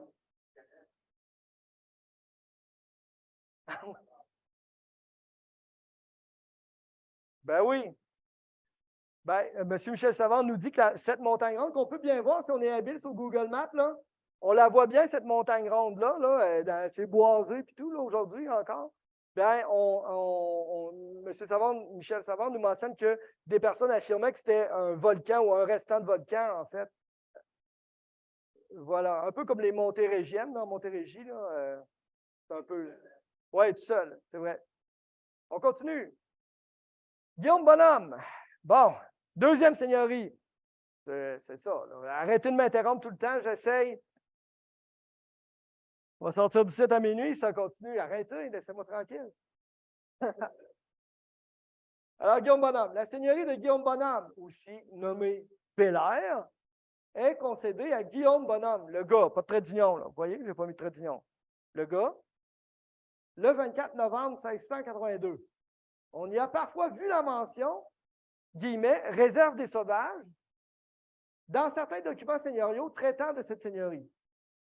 Sans doute, après la prise de possession graduelle de la seigneurie par les Jésuites, parce que les Jésuites vont manger cette seigneurie privée, donc leur communauté vont acheter cette seigneurie-là, parce que les Jésuites étaient les missionnaires auprès des Hurons, puis il y a un lien entre Hurons, Jésuites et des terres. Là. Vous voyez, là, j'ai un peu expliqué depuis le début, là. Fait que probablement à cause de ça. Ceci étant dit, personne n'y vit officiellement dans la montagne à Bonhomme. Personne n'y vit officiellement. Et l'aveu et dénombrement du 20 avril 1733 nomme les censitaires, mais il est mentionné que ces derniers n'ont pas encore pris possession de leurs terres ni commencé à les défricher. Un aveu et dénombrement. Entre 1723 et 1745, le gouverneur et l'intendant de Nouvelle-France, à la demande du roi, disent on doit faire un état de la situation. Et cet état de la situation-là, chaque seigneurie doit le faire. Et c'est produit dans un document qui est déposé aux autorités coloniales qu'on appelle un aveu et un dénombrement. Dans ça, on nomme tous les propriétaires des terres, on décrit la terre, donc c'est 2 arpents de front par 30 arpents de profondeur. On décrit s'il y a une maison, grange, étable construite dessus, etc. On donne la quantité d'arpents en superficie qui ont été défrichés en bois debout, en prairies, cultivables, etc. Donc, on décrit tout ça, puis on nomme dans le document le voisin, c'est un tel, puis à côté, il y a un tel, puis à côté, il y a un tel, puis à côté, il y a un tel. C'est super pour nous quand on fait des recherches, parce qu'on sait qui habite à côté de qui. Ça, on aime beaucoup ça. Donc, les Jésuites vont produire l'aveu et dénombrement de la seigneurie Guillaume Bonhomme qu'ils viennent d'acquérir quelques mois auparavant. Et donc, il y a des noms, mais il n'y a rien eu. Il ne s'est rien passé. Il n'y a pas eu d'occupation du territoire réellement. D'accord? Mais on a les noms des personnes qui viennent juste de se faire concéder des terres, puis à qui on a dit, en fait, les gens ont dit aux Jésuites, on va l'occuper le territoire là. Tu sais, juste après qu'on ait produit. Regardez la date, 20 avril. 20 avril, Monter sa montagne à bonhomme en 1733, c'est peut-être encore un petit peu difficile. Hein? C'est difficile. Fait que peut-être que dans les mois qui suivent, en mai ou en juin, on va y aller et on va commencer à défricher. Mais on les a, les noms de ces premiers pionniers-là, qui, le 20 avril, n'ont pas encore commencé à occuper le territoire, mais qui vont le faire incessamment. Oups. Et ça, je vais t'en revenir sur la carte dans un instant. Qui sont-ils? Je les ai appelés les prétendus pionniers. D'accord? De la montagne à bonhomme. Ignace Plamondon dit Lafleur. Ça, c'est la gang des Plamondons qui arpentaient. Hein? Fait que l'arpenteur dit hey, j'ai arpenté ce territoire-là, moi. Il y a une terre pas pire. Je vais essayer de m'organiser pour en avoir une. Tu comprends-tu? Alors, Ignace Plamondon dit Lafleur, Joseph Plamondon dit Lafleur, Michel Plamondon dit Lafleur. Ça c'est comme dire on va s'établir entre frères, l'un à côté de l'autre. On se crée un réseau et on va s'entraider. C'est clair que c'est ça. D'accord? Juste avant de continuer, il y a une question de la salle. Certainement, le lac Bonhomme, c'est en l'honneur de Guillaume Bonhomme. Éventuellement, ils vont s'appeler Bonhomme dit du lac. Alors, aujourd'hui, ils s'appellent du lac. Ces gens-là, les descendants de Guillaume Bonhomme. On a d'ailleurs eu la visite il y a plusieurs années de descendants de Guillaume Bonhomme qui s'appelaient Dulac, qui sont venus nous voir à la Société d'histoire de la Haute-Saint-Charles. C'était une rencontre exceptionnelle. Une question ici?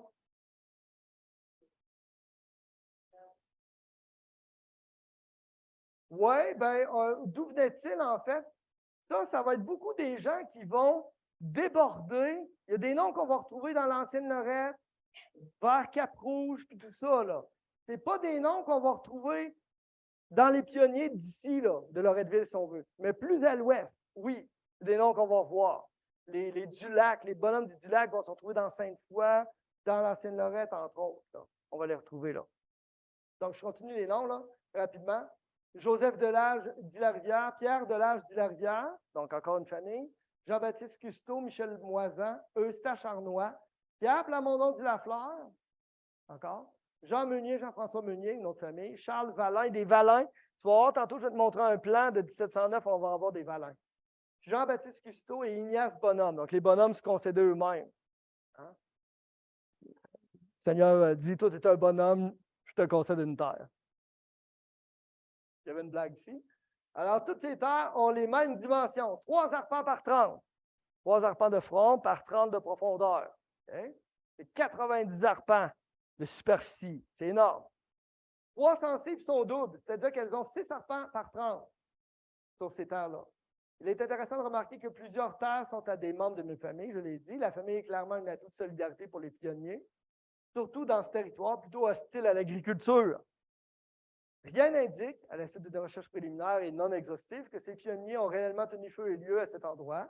Quelques-uns indiquaient leur lieu de résidence, donc j'ai fait une recherche sur quelques-uns d'entre eux, dans le PRDH, le programme de recherche en démographie historique, et le lieu de résidence de plusieurs d'eux était à Saint-Augustin, Sainte-Foy, l'ancienne Lorette ou quelques-uns à la nouvelle Lorette. D'accord? Donc, montagne à bonhomme, on s'en va en haut.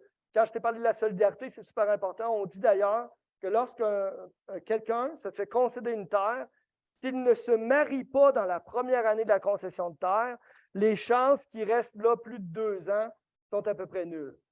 Donc, en se mariant, nécessairement, il se marie.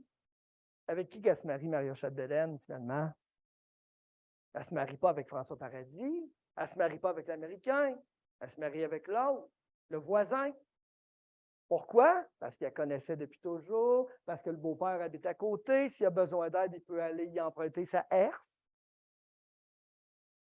J'avais le goût de dire herse ce soir. Ça faux, je ne sais pas quoi. Je me suis fait un défi de mots à dire, comme le ministre Guilbeault.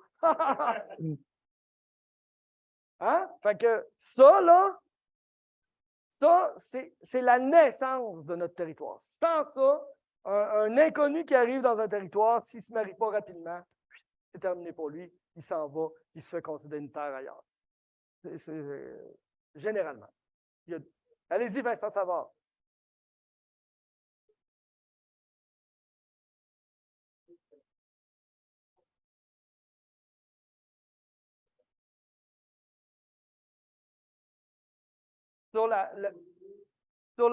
sur le chemin qui mène au lac, la route de Valeur.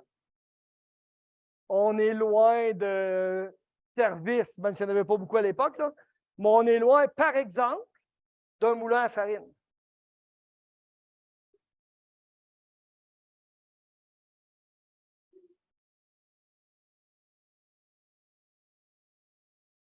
Oui, c'est de mort. La limite sud de Bonhomme, c'est de mort.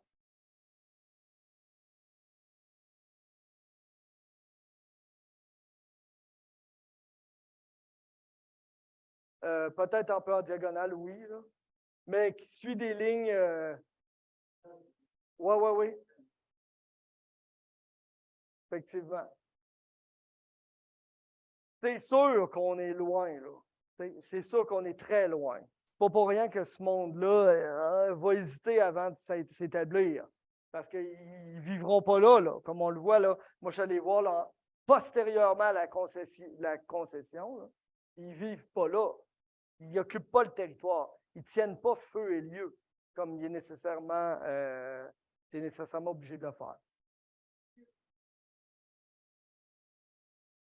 Probablement qu'il y avait un peu de ça. Éventuellement, il va y avoir des moulins, tout ça, là, mais en 1732, c'est ça. Mais tu sais, ça peut être vu aussi peut-être comme une espèce d'investissement à long terme pour les gens qui sont concédés une terre. On fait ça aussi souvent, parfois en fait, pour des seigneuries. Je vous donne un exemple. Au nord des seigneuries Saint-Gabriel et Saint-Ignace, Saint-Ignace c'est Saint-Émile-Lac-Saint-Charles, au nord, il y a une seigneurie qui s'appelle le fief Hubert, qui a appartenu à Jean-François Hubert, qui était l'évêque de Québec, entre autres. Cette seigneurie-là n'a jamais été exploitée. Elle a été concédée dans les années 1690. Jamais elle a été exploitée. Puis aujourd'hui, la ZEC Batiscan-Nelson, c'est ce territoire-là. Hein, parce que Nelson, c'est John Nelson, le fondateur de Valcartier, s'était marié avec Hubert, qui s'appelait Marguerite Hubert, je ne sais plus trop son prénom, qui était la nièce de l'évêque, qui va hériter de cette seigneurie-là. C'est pour ça que ça s'appelle ZEC Batiscan-Nelson. C'est quand la rivière Batiscan passe en diagonale, là, dans les terres, en haut d'ici, tu es loin en tabarouette. Hein? Ça se jette dans le fleuve Batiscan vers Trois-Rivières. C'est un bout à faire. Hein? Mais, évidemment, tu n'as pas le goût d'aller t'établir là. Fait qu'eux autres, les seigneurs Hubert et Nelson, ben, c'est un investissement à long terme. Il faut le voir comme ça. Allez-y, monsieur.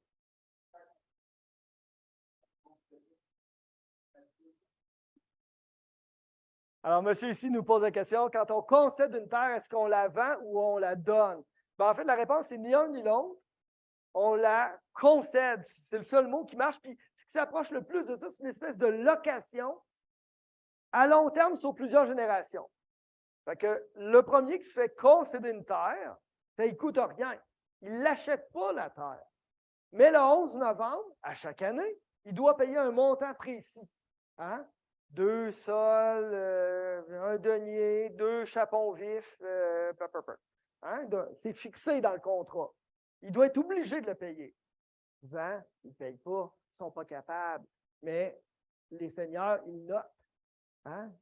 744 non payés, 745 non payés. Fait qu'à un moment donné, ils peuvent se fâcher puis saisir la terre. Ils peuvent faire ça. Ça s'hérite, cette terre-là. Tu sais, la terre que ton père, qui était le pionnier, s'est fait concéder, toi, tu peux en hériter par testament ou par donation, tu sais, sur plusieurs générations. Fait qu'il y a des terres qui ont été dans les mêmes mains depuis leur concession jusqu'à l'abolition du régime seigneurial en 1854 et même ensuite. Voilà. Il y avait une autre question ici. Les terres concédées peuvent devenir divisibles éventuellement. Oui. Oui, c'est ça. Là, quand tu as des filles, tu es marié avec des voisins, c'est ça, là, l'enfant. Ben, c'est le même, là, tu sais. Puis, mariage d'amour, là, c'est le 20e siècle, là. Tu sais, je suis désolé de vous dire ça. L'amour, la notion d'amour, ça arrive au 20e siècle dans le mariage.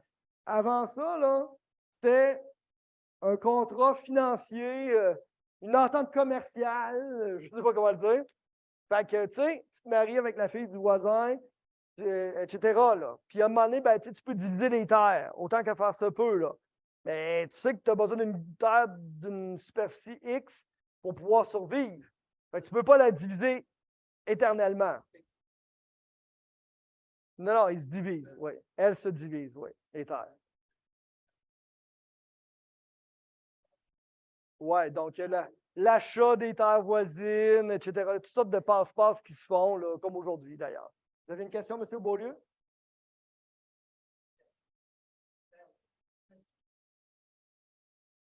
Donc, M. Beaulieu nous mentionne qu'éventuellement, on divisait tellement les terres qu'elles devenaient non rentables.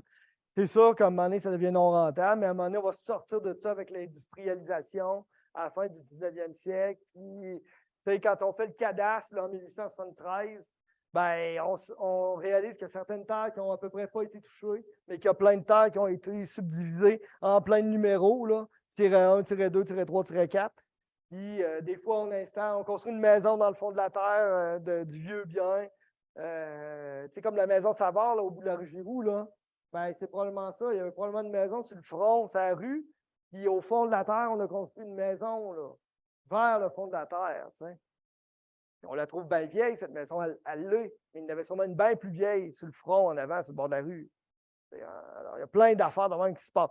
Ces gens-là pensaient comme nous autres. T'sais. On achète un bout, on vend un bout, on loge notre monde, on s'assure que pour placer tout notre monde. Pour être sûr que ça fonctionne, que ce soit rentable pour des générations. On essaye, en tout cas. Des fois, ça rate, là, mais on essaye. Gaudarville. Bon, là, François, tiens-toi prêt, là, je vais avoir besoin de toi. Gaudarville. La seigneurie de Gaudarville a été concédée le 8 février 1652 sur le fleuve. Hein? C'est l'actuel secteur du Cap-Rouge qui constitue son front. Hein? Évidemment, ça ne nous intéresse pas ce soir. Nous autres, c'est l'arrière qui nous intéresse. Hein? Et là, 4 lieues de profondeur. Une lieue égale à 4,8 km. Fait que 4,8 fois 4, là, ça fait 16. C'est ça. Ça fait quasiment 20 km. Hein? Quasiment 20 de profondeur. Hein? Ce qui inclut bien sûr une partie du territoire de Val-Bélair. L'aveu et dénombrement du territoire a été réalisé le 2 août 1725. À ce moment, l'occupation du territoire ne se rend officiellement pas dans ce qui est aujourd'hui Val-Bélair. Donc, quand on prend la mesure du territoire en 1725, à la demande des autorités coloniales, la profondeur ne se rend pas à Val-Bélair d'aujourd'hui. Pas loin, mais pas encore. D'accord? Les propriétaires déclarés de la seigneurie en 1725 sont Alexandre Peuvray pour 2 tiers et sa sœur Marianne Peuvray pour l'autre tiers. Le 5e et dernier rang concédé, qui est concédé et occupé en 1725, correspond au dernier rang sur le plan suivant qui date de 1709. Je vais te montrer un plan dans l'autre diapositive qui date de 1709. Puis les derniers qu'on voit, c'est le 5e rang dans Gaudarville. On a compris? Je te montre un plan qui est une carte beaucoup plus grande que ça. J'ai un extrait ici. Une carte d'un gars qui s'appelle Gédéon de Catalogne, qui en 1709, à l'extérieur de toute la notion seigneuriale, a décidé de faire un relevé de toutes les terres avec le nom des personnes qui l'occupent dans le gouvernement de Québec, dans le gouvernement de Trois-Rivières, puis dans le gouvernement de Montréal. Tu as sûrement déjà vu, Société d'histoire, l'île d'Orléans, hein? Avec toutes ces noms. Ben, c'est le même plan, d'accord? C'est le même plan. Alors, moi, je t'ai pris un extrait du secteur qui nous intéresse ce soir. Alors, évidemment, là, tu as une grande ligne là, que je pointe en haut et que j'appelle route de l'aéroport. Donc, cette grande ligne-là, à l'est, tu as la seigneurie Saint-Gabriel. Donc, je l'ai inscrit. Donc, les terres ici là, sont dans la seigneurie Saint-Gabriel. Ces terres-là, là, c'est des terres qui relèvent de l'ancienne Lorette. On n'est pas dans l'oignon de Loretteville ici. Là. On va dire ça comme ça. C'est pour ça qu'on a des gens, là, des noms qu'on va voir à l'ancienne Lorette. Je pense entre autres ici, là, Poitras, qu'on voit beaucoup à l'ancienne Lorette, qu'on retrouve ici. Donc ça, c'est dans la seigneurie Saint-Gabriel. De l'autre côté, à l'ouest, on a la seigneurie de Gaudarville. On a ici les dernières terres concédées sont dans le 5e rang de Gaudarville. D'accord? Parmi les noms qu'on va voir, de bonne mémoire? Valin. Alors, on a vu ça tantôt. Donc, on a différents noms. Tantôt, j'ai parlé de Gouin dans Sainte-Geneviève. Donc, on a des noms comme ça qui vont revenir ici, dans cet temps-là. Mais on n'est pas encore dans le Val-Bélair. La marche du peuplement vers le nord, on n'est pas rendu encore là, vers Val-Bélair. Donc, on est dans le 5e rang. Puis, on va rentrer là, près des 40 arpents là, dans le 8e puis le 9e rang. Hein? Donc, je ne me trompe pas en disant ça. Là, on est dans le 5e. Fait qu'il va y avoir 6, 7, 8. Puis là, on va arriver le long des 40 arpents qu'on a vu tantôt. D'accord? 9, 10, etc. Là, avec les terres le long de Saint-Michel. D'accord? C'est bas, tu perds. Effectivement. François, on t'écoute. Oui, puis pour se situer en hauteur, là, il me semble, si je ne me trompe pas, là, que la dernière ligne en haut, là, Amel, Drolette, etc., c'est le boulevard Amel qui est là aujourd'hui. Donc, ici, on a le boulevard Amel. Donc, on est juste au pied là, du collège Champigny, là, si vous voulez. On s'en connaît, tout le monde? Bon, parfait. Donc, on n'est pas dans Val-Bélair. C'est drôle, je suis passé là tantôt. Descendu le long de la route d'aéroport, puis je pensais à ça, là, je voyais tous les noms qui revenaient dans ma tête. C'est drôle. Alors voilà. Là, cette seigneurie-là, ce n'est pas une seigneurie jésuite. Cette seigneurie-là est une seigneurie privée.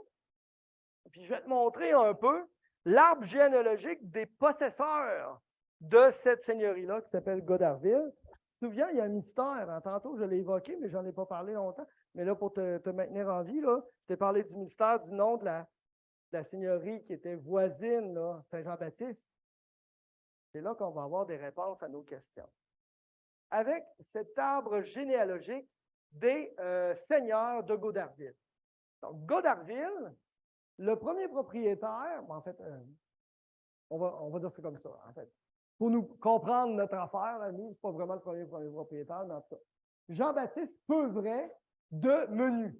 D'accord? Lui, il va vivre de 1631 à 1697. D'accord? Il va être marié avec Catherine Naud de Fossambeau.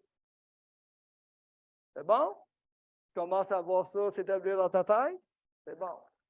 Elle était héritière de Goderville de son premier mariage. D'accord? Comme elle se remarie avec Jean-Baptiste Peuvret de Menu, elle donne la possession de la seigneurie Goderville à son nouveau mari. Eux autres, ils ont Goderville jusqu'à la concession Champigny, là, où on était, là. D'accord? Lui, il va mourir en 97, elle en 1739. Bon, ils vont avoir des enfants, d'accord? Et qui vont, ces enfants-là, se séparer du territoire en deux. Ça, c'est une réalité qui peut exister. Des fois, on appelle ça des arrière-fiefs. Dans les seigneuries, on peut avoir un arrière-fief. Donc, c'est comme une seigneurie dans la seigneurie. Comme le seigneur principal concède une partie de la seigneurie à quelqu'un d'autre en lui disant « concède des terres dans cet arrière-fief-là et récolte-en les bénéfices. » D'accord? Ce n'est pas le cas ici. Du moins, il n'y a aucun document qui m'indique qu'on est dans une situation d'arrière-fief. On est plutôt dans une séparation en deux et, temporairement, cette séparation du territoire-là en deux va créer deux nouveaux noms des deux sections différentes. D'accord? Et ces deux nouveaux noms-là, c'est mêlant parce qu'il y en a un qui est le même que le premier nom. À l'ouest, d'accord? La première seigneurie dans la seigneurie va conserver le nom de Goderville. Et à l'ouest, à l'est, vers ici, va s'appeler Saint-Jean-Baptiste. Donc, Saint-Jean-Baptiste est une seigneurie qui n'existe pas officiellement. Là, je te dis, elle n'existe pas officiellement. Ne cherche pas seigneurie Saint-Jean-Baptiste. Ça n'existe pas. Je veux dire, ce n'est pas une seigneurie sur la carte des seigneuries. Parlez-en aux experts, aux historiens experts du système seigneurial au Québec. Ça n'existe pas. Ils ne connaissent pas ça. Ils ne savent pas que ça existe. D'accord? Entre autres, Benoît Grenier, qui est professeur d'histoire à l'Université de Sherbrooke, spécialiste en monde rural, qui a écrit un livre sur Marie-Catherine Peuvray, une de celles-là, c'est pas, alors qu'elle a été seigneuresse de Saint-Jean-Baptiste, que c'est une subdivision temporaire avec un nouveau nom dans la seigneurie de Godarville. Je suis épuisé. Aidez-moi. Donc, l'Ouest va garder le nom de Godarville. Donc, le fils, Alexandre Peuvray de Godarville, va posséder cette terre-là, mais il meurt en 1702. Il était marié avec Marianne Gauthier de Comporté. Il aura un fils qui s'appelle Alexandre Joseph, qui lui va mourir avant 1731, mais lui était parti à Saint-Domingue. Hein? Il est allé, je ne sais pas qu'est-ce qu'il est allé faire. Il est allé gérer de la Jamaïque. La Jamaïque, c'est quoi la Jamaïque? La Jamaïque, c'est toute boisson qui provient du Sud. D'ailleurs, dans les inventaires après décès, on a souvent ça. Un gallon de Jamaïque. Faut-tu le saches, c'est quoi, un gallon de Jamaïque? Hein? C'est ça? Ben oui, on se triangulait, on se triangulait, là, on ne craint pas.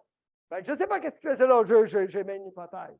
Alors lui, il était à Saint-Domingue et l'autre fille, leur fille, en fait, va s'appeler Marianne Peuvray. Elle va mourir en 1760, elle va vivre et mourir célibataire. Elle, Marianne Peuvray, va être seigneuresse d'une partie de Godarville qui s'appelle Godarville. Ça va? À l'est, il va y avoir une Catherine Peuvray de Meny, c'était le nom de son père, qui elle se marie avec Ignace Juchereau du Chêné. Tout est dans tout, hein? C'est ça. Et elle va être la seigneuresse, ben, par son mari, là, de Beauport, de Saint-Jean-Baptiste et autres lieux.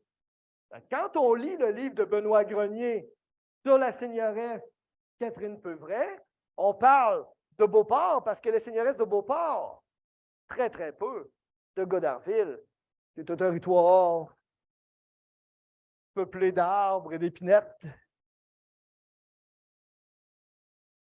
Oui, je vais vous les situer. Je vais vous les situer sur une prochaine carte qui s'en vient. Je veux juste vous situer le monde. Une fois que tout ce monde-là meurt, d'accord? Catherine Peuvray va avoir un enfant qui s'appelle Antoine Juchereau du Chêné. Il va mourir en 1772. Et elle, Marianne Peuvray, qui est la partie ouest Godarville, vers Port-Neuf, si vous voulez, va mourir en 1760. Un coup qu'elle meurt, tout est hérité. Tout le territoire devient propriété d'Antoine Juchereau du Chêné après 1760. Donc, ça se regroupe ensemble. Mais pendant un temps, le territoire à l'ouest de la route de l'aéroport, qui est dans Godarville, parfois, comme dans une concession de terre en 1757 dans la seigneurie Saint-Gabriel, le fond de la terre est limité par seigneurie Saint-Jean-Baptiste. Quand tu ne le sais pas, c'est où ça? Bonne chance. Hein? Hey, seigneurie Saint-Jean, ça n'existe pas. Hein? Dans les livres officiels, seigneurie Saint-Jean-Baptiste, ça n'existe pas. Donc, tout ça est regroupé pour nous soulager un peu des tourments de la recherche. À la mort de Marie-Anne Peuvray en 1760, et ça va être possession d'Antoine Juchereau du Chêné. Si je ne me trompe pas, les Juchereau du Chêné vont rester propriétaires jusqu'à l'abolition du régime seigneurial. Je pense que je ne me trompe pas. François, veux-tu nous préciser quelque chose? Oui, ben, je veux juste mettre un petit commentaire intéressant. Là. Godarville, les seigneurs de Godarville, c'était de Godarville et Fossambeau. Puis on connaît tous la station du Chêné là, dans le coin du lac Saint-Joseph. Fait que c'est un petit peu en lien avec cette histoire-là. C'est hommage à Antoine Juchereau du Chêné, je pense. Oui. C'est juste ça. Merci, François. Effectivement, tout ce nord-là est lié ensemble. Puis il y a un lien avec Beauport aussi là, par le mariage de Catherine Peuvray de Meny. Donc, vous lirez le livre de Grenier sur elle, là, la seigneuresse Marie-Catherine Peuvray. Bien. Donc, voilà. Alors là, ça redevient connu uniquement sous le nom de Godarville, mais avec des nuances, parce que François nous disait, dans des discussions qu'on a eues, que dans les années 1780, on utilisait encore parfois le nom Saint-Jean-Baptiste. Mais il n'y avait qu'un seul seigneur à ce moment-là. D'accord? Voilà une curiosité. Et j'ai appelé ça la curieuse question de la seigneurie Saint-Jean-Baptiste. Pendant quelques années, la seigneurie Goderville, du moins une partie de cette dernière, a été divisée en deux, est-ouest. Ouais, c'est ça. C'était pas divisé est-ouest jusqu'à Cap-Rouge, là. Juste dans le milieu. Hein? C'est correct? Pour nous mélanger. A été divisé en deux, est-ouest, et administré par deux branches d'une même famille. Le plan qui suit va nous démontrer comment les seigneurs vont gérer le territoire dans le temps. Cette information ne figure pas dans les documents officiels des aveux et dénombrements seigneuriaux produits en 1723 et 1745 et remis aux autorités coloniales. Cependant, une recherche plus fine dans divers documents voit apparaître cette curieuse division. À noter également que les propriétaires déclarés de Goderville en 1725 sont Alexandre Peuvret de Goderville et sa sœur Marianne Peuvret. Bon, le plan suivant a été fait, construit à la suite de plusieurs découvertes par mon ami François, qui est à Aylmer présentement et qui nous parle. Et il a regroupé avec Bernard aussi là, plusieurs informations qui nous permettent de créer ce plan-là qu'on dévoile encore une fois dans une première mondiale. Je vais dire à la 22e diapo sur 28, j'achève, inquiétez-vous pas. Bon, vous voyez ici à l'ouest de Mort, Saint-Augustin, Bel-Air, Bonhomme au nord, correct? Puis ici à l'est, Sillery-Saint-Gabriel. Puis au milieu de ça, il y a Goderville. Donc, vous voyez cette ligne rouge au centre, ce sont les limites entre les deux sections qui auraient vécu comme deux seigneuries indépendantes pendant quelques années avant que Alexandre Peuvret reprenne, Antoine Juchereau du Chesnay, reprenne l'ensemble du territoire. Et, pour nous mêler un petit peu plus, à l'intérieur de ces deux sections-là, on va nommer les rangs avec un autre nom. Hein? On va les appeler Village Sainte-Marie, Côte Saint-Joseph, Village Sainte-Anne. Rang Sainte-Anne, hein? Tu as passé toi aussi, moi aussi. Hein? Village Saint-Joachim ou Concession des Sauvages Hurons. On va retrouver des Autochtones Hurons ici, là, dans la section Goderville de la seigneurie Goderville. Hein? Village Saint-Antoine, village Saint-Alexandre, village Saint-François. Donc, on nomme les concessions, hein, les villages, c'est des rangs, en fait, en leur donnant des noms. Donc, tantôt, quand je te disais là, que les côtes, les terres de Saint-Michel arrivaient au bout vis-à-vis la seigneurie Saint-Jean-Baptiste, ben c'est ici, là. Ça, c'est la route de l'aéroport. En haut de l'église Saint-Jean, à peu près. Okay? Plus ou moins. D'accord? On arrivait là, puis on appelait ça Saint-Jean-Baptiste. Moi, quand j'ai fait ma base de données, je le disais, hein? Mais là, j'ai réussi, je comprends. Je comprends c'est quoi. Donc, tu vois ici, là, plus au sud, là, dans la côte Saint-Joseph, on a la rivière Lorette, puis la rue Notre-Dame, finalement, c'est plus au sud. Puis quand tu arrives là, au coin de la rue Notre-Dame, puis la route d'aéroport, là, il y a un casse-croûte à droite, là, puis il y a des chevaux à gauche. Là, tu peux tourner à droite, t'en aller vers Pont-Rouge, là, dans le grand rang, le grand chemin. Ouais, c'est la rue Notre-Dame, là, effectivement. Ben, c'est ça, c'est ici. Donc là, tu montes au nord. Tu as déjà monté, là. Il n'y a pas grand-chose, là, je veux dire, mais il y a les lignes d'hydro un peu plus loin. Puis, plus au nord, là, tu vas avoir du monde là, qui va avoir des terres là, vers l'église, puis tout ça là, à l'ouest, bien sûr. Bon. Alors, ce plan-là est magnifique parce qu'il a été construit à partir de plusieurs documents qui ont été recoupés les uns les autres pour essayer de comprendre cette idée-là. Mais si tu vas sur le site des Archives nationales du Québec, tu tapes Seigneurie Saint-Jean-Baptiste, tu ne trouveras rien. Il va falloir que tu le trouves dans des actes de concession qui bornent, comme je l'ai fait là, dans la côte Saint-Michel. Ça va? François et Bernard après. François. Oui, est-ce que tu m'entends? Oui. Oui, OK. Je veux ajouter quelque chose qu'on a découvert là, dans les derniers jours, dans les dernières semaines. Le village Sainte-Marie, il était nommé comme dans les débuts, mais on dirait qu'il a disparu un peu. Puis plus tard, on retrouve des terres dans la 8e concession que quand tu suis la chaîne de titres, ils disent que c'était village Sainte-Marie. C'est comme si elle avait disparu d'en bas, puis ils ont décidé de reprendre le nom et de le ramener en haut dans la 8e concession. c'est probablement aussi une erreur des notaires ou des gens, parce qu'on s'entend que c'est des choses qui sont passées à travers la guerre de la conquête. Là. Peut-être qu'en passant du régime français au régime anglais, il y a des informations qui se sont perdues. Je ne le sais pas. Mais bizarrement, le village Sainte-Marie se ramasse un peu plus haut à un moment donné, on dirait. Premièrement. Deuxièmement, la concession des sauvages hurons, là, comme écrit dans le texte, j'ai trouvé ça juste dans un seul acte qui disait que telle personne se fait concéder une terre, puis au bout de sa terre, il y avait la concession des sauvages hurons. C'était dans Godarville, puis c'était à cet endroit-là. Maintenant, est-ce qu'il y avait vraiment une concession des sauvages, des gens de Wendake là? Je ne peux pas te le confirmer, j'ai aucun autre document qui vérifie cette information-là, mais il y a au moins un document qui existe qui dit qu'il y a ce nom-là à cet endroit-là. Merci, François. Bernard. Oui. Oui, ici, c'est écrit rue de la Montagne Ouest. Là. Donc, c'est le tracé de la rue de la Montagne. Donc, village Saint-Antoine, ça se trouve au nord. Merci, Bernard. Ouest. C'est ça que j'ai dit? OK, c'est bon. Oui. C'est bon. Ça va? Ce plan est exceptionnel. Vraiment, là. Merci de l'avoir construit pour le bien collectif. Alors, quelques éléments sur le plan précédent. Le territoire de Godarville au nord de Champigny est partagé en 1701 entre Alexandre Peuvray et Ignace Jussereau-Duchesnay et sa femme Marie-Catherine Peuvray, on l'a dit tantôt. Dans Saint-Jean-Baptiste, à l'est, des terres vont être concédées dès les années 1710.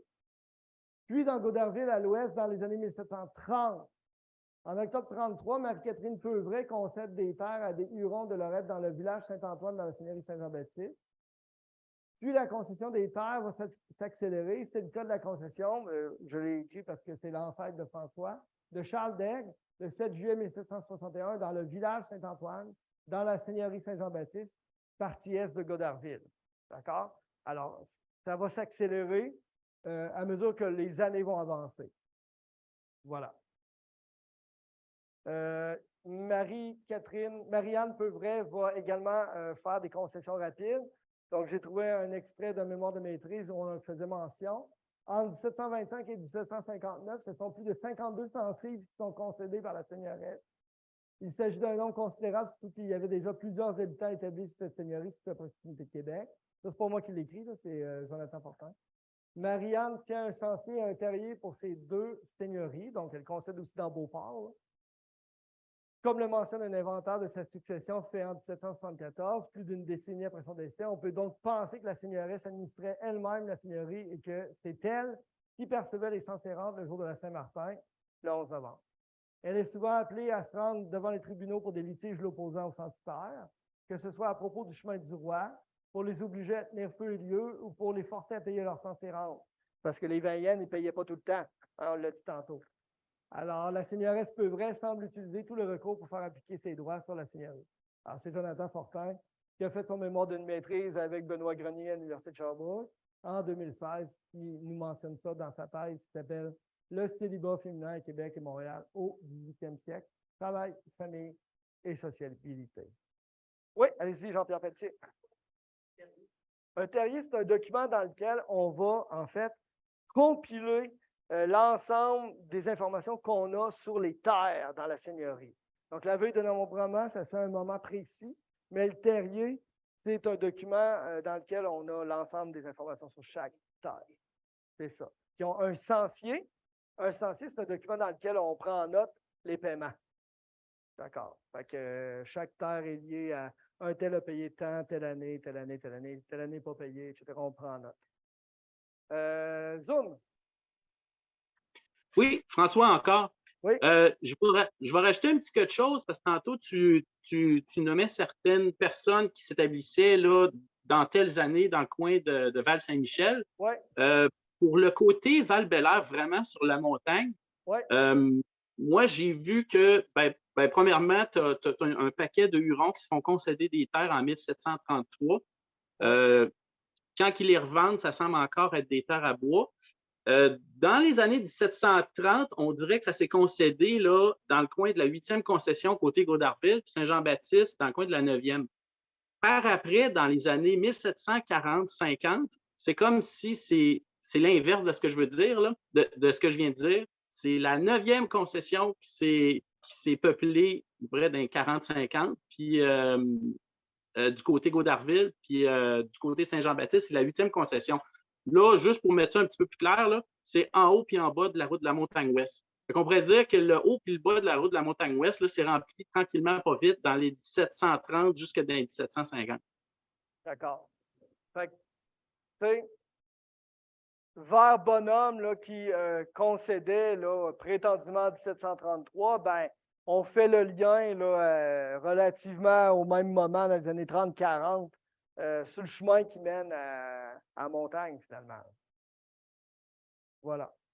Merci, François. Oh, là, j'ai un plan qu'on ne voit pas. Oui, Vincent Savard, allez-y.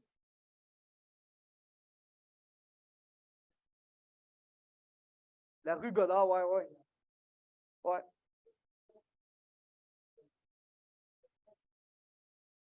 Je vais laisser François répondre ou Bernard, si vous le savez. Là, Vincent Savard nous demande la rue Godard, est-ce qu'elle correspond à une limite nord-sud dans une des concessions dans Godarville? Oui. Est-ce que tu m'entends? Oui, oui, vas-y. Oui, en fait, ben, premièrement, la route de la Montagne-Ouest, c'est le bas des terres. La route d'Or, c'est le haut. Puis c'était vraiment une belle ligne droite, droite, droite.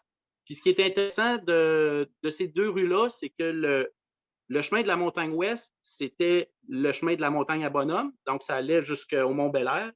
Mais la rue Godard, elle, ça s'appelait le chemin du lac à Bonhomme. Fait qu'elle, elle descendait, elle descendait en tout cas, elle bifurquait un peu au bout de la concession, puis elle se rendait jusqu'au lac. OK.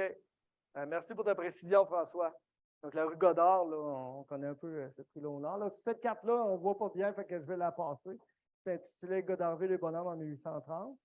Mais sur la prochaine, c'est un plan, en fait, de 1862.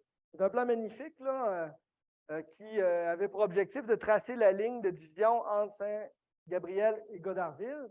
Ligne qu'on voit, là, bien sûr, ici, là, où on voit la terre des 40 arpents, la rue Amiral en diagonale. On voit les rangs en les numérotant dans Godarville. Donc, on voit la route Sainte-Geneviève ici, là, bien sûr. Là. Donc, le chemin, là, qui est la route Saint-Michel, puis 11, là, si on veut, qui rentre un peu, c'est un peu ce que je disais tantôt, qui passe un peu dans les 40 arpents, là, ici, là, alors que la limite de 40 arpents est à peu près ici. Là. Vous voyez, le chemin Saint-Michel est là. Donc, on a en 1862, en fait, là, on ne voit pas tout très bien sur le plan, là, mais on a une espèce de noyau ici, là, dans le haut, là, tout près de où ce que va être finalement l'église de Saint-Gérard, là, finalement. Donc, on a un noyau avec des terres, là, avec quelques terres occupées en 1862. Donc, on est plus tard dans le temps, là, mais cette carte-là nous permet de nous situer. Puis, ben, on a des terres également là, plus au sud, mais ce n'est pas Val-Bélair, on le comprend bien, là, il y a des secteurs plus occupés. Mais le long du chemin, au nord de l'église, là, toujours en montant, on voit qu'il y a des terres là, qui sont occupées avec des noms de personnes, tout ça, là, qu'on va voir sur cette carte-là. Donc, c'est quand même très intéressant. Puis, ben là, je ne peux pas faire cet exercice-là avec vous, là, mais s'il y en a qui suivent un peu notre page, notre groupe Facebook, là, je l'ai fait sur notre groupe Facebook, là, entre autres, là, tout le secteur qui est ici, là, au bout de Saint-Claude, au croisement de Sainte-Geneviève d'Amiral, là où va passer le train à Lys de Bois, quelques années après, ben, entre autres, il y avait des choses intéressantes. Le petit signe que tu vois ici, là, tu ne vois absolument rien, mais je te jure que quand on l'agrandit, c'est une croix de chemin. Donc, on retrouve sur Sainte-Geneviève ici. Puis ici, il y a un petit bout d'écriture, là. Au sud de Sainte-Geneviève, c'est écrit maison d'école. Donc, en 1862. Je le sais que sur Sainte-Geneviève, au nord, à peu près au deuxième stop, là, à droite, une maison jaune avec plein de plants de tomates, l'été, tout ça en avant, qui était une école de rang. D'ailleurs, on a des photos de cette école-là au début du 20e siècle. Donc, des photos qui proviennent des sœurs Vézina, de la famille des sœurs Vézina ici présentes. Pardon? Ben oui, la ma tante, c'est bon. C'est ça. Alors, Ça, ma tante, c'est votre ma tante aussi, donc vous êtes cousins. Vous êtes cousins. Alors, donc, je sais qu'il y a une autre école plus loin sur le chemin, mais tu sais, il y en avait une qui visiblement était antérieure à ça, plus près du viaduc d'Henri IV, si on veut. Donc, cette carte-là nous donne plein d'informations intéressantes et nous montre un peu l'occupation du territoire, non pas parfaitement par des noms de personnes, mais par des rangs, par la jonction des rangs les uns des autres.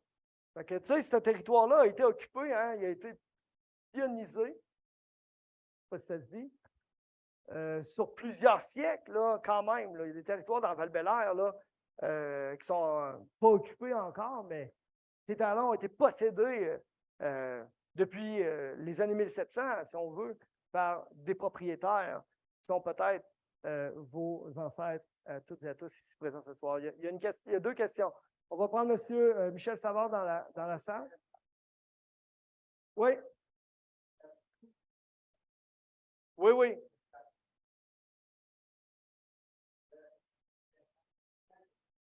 Oui. Exact.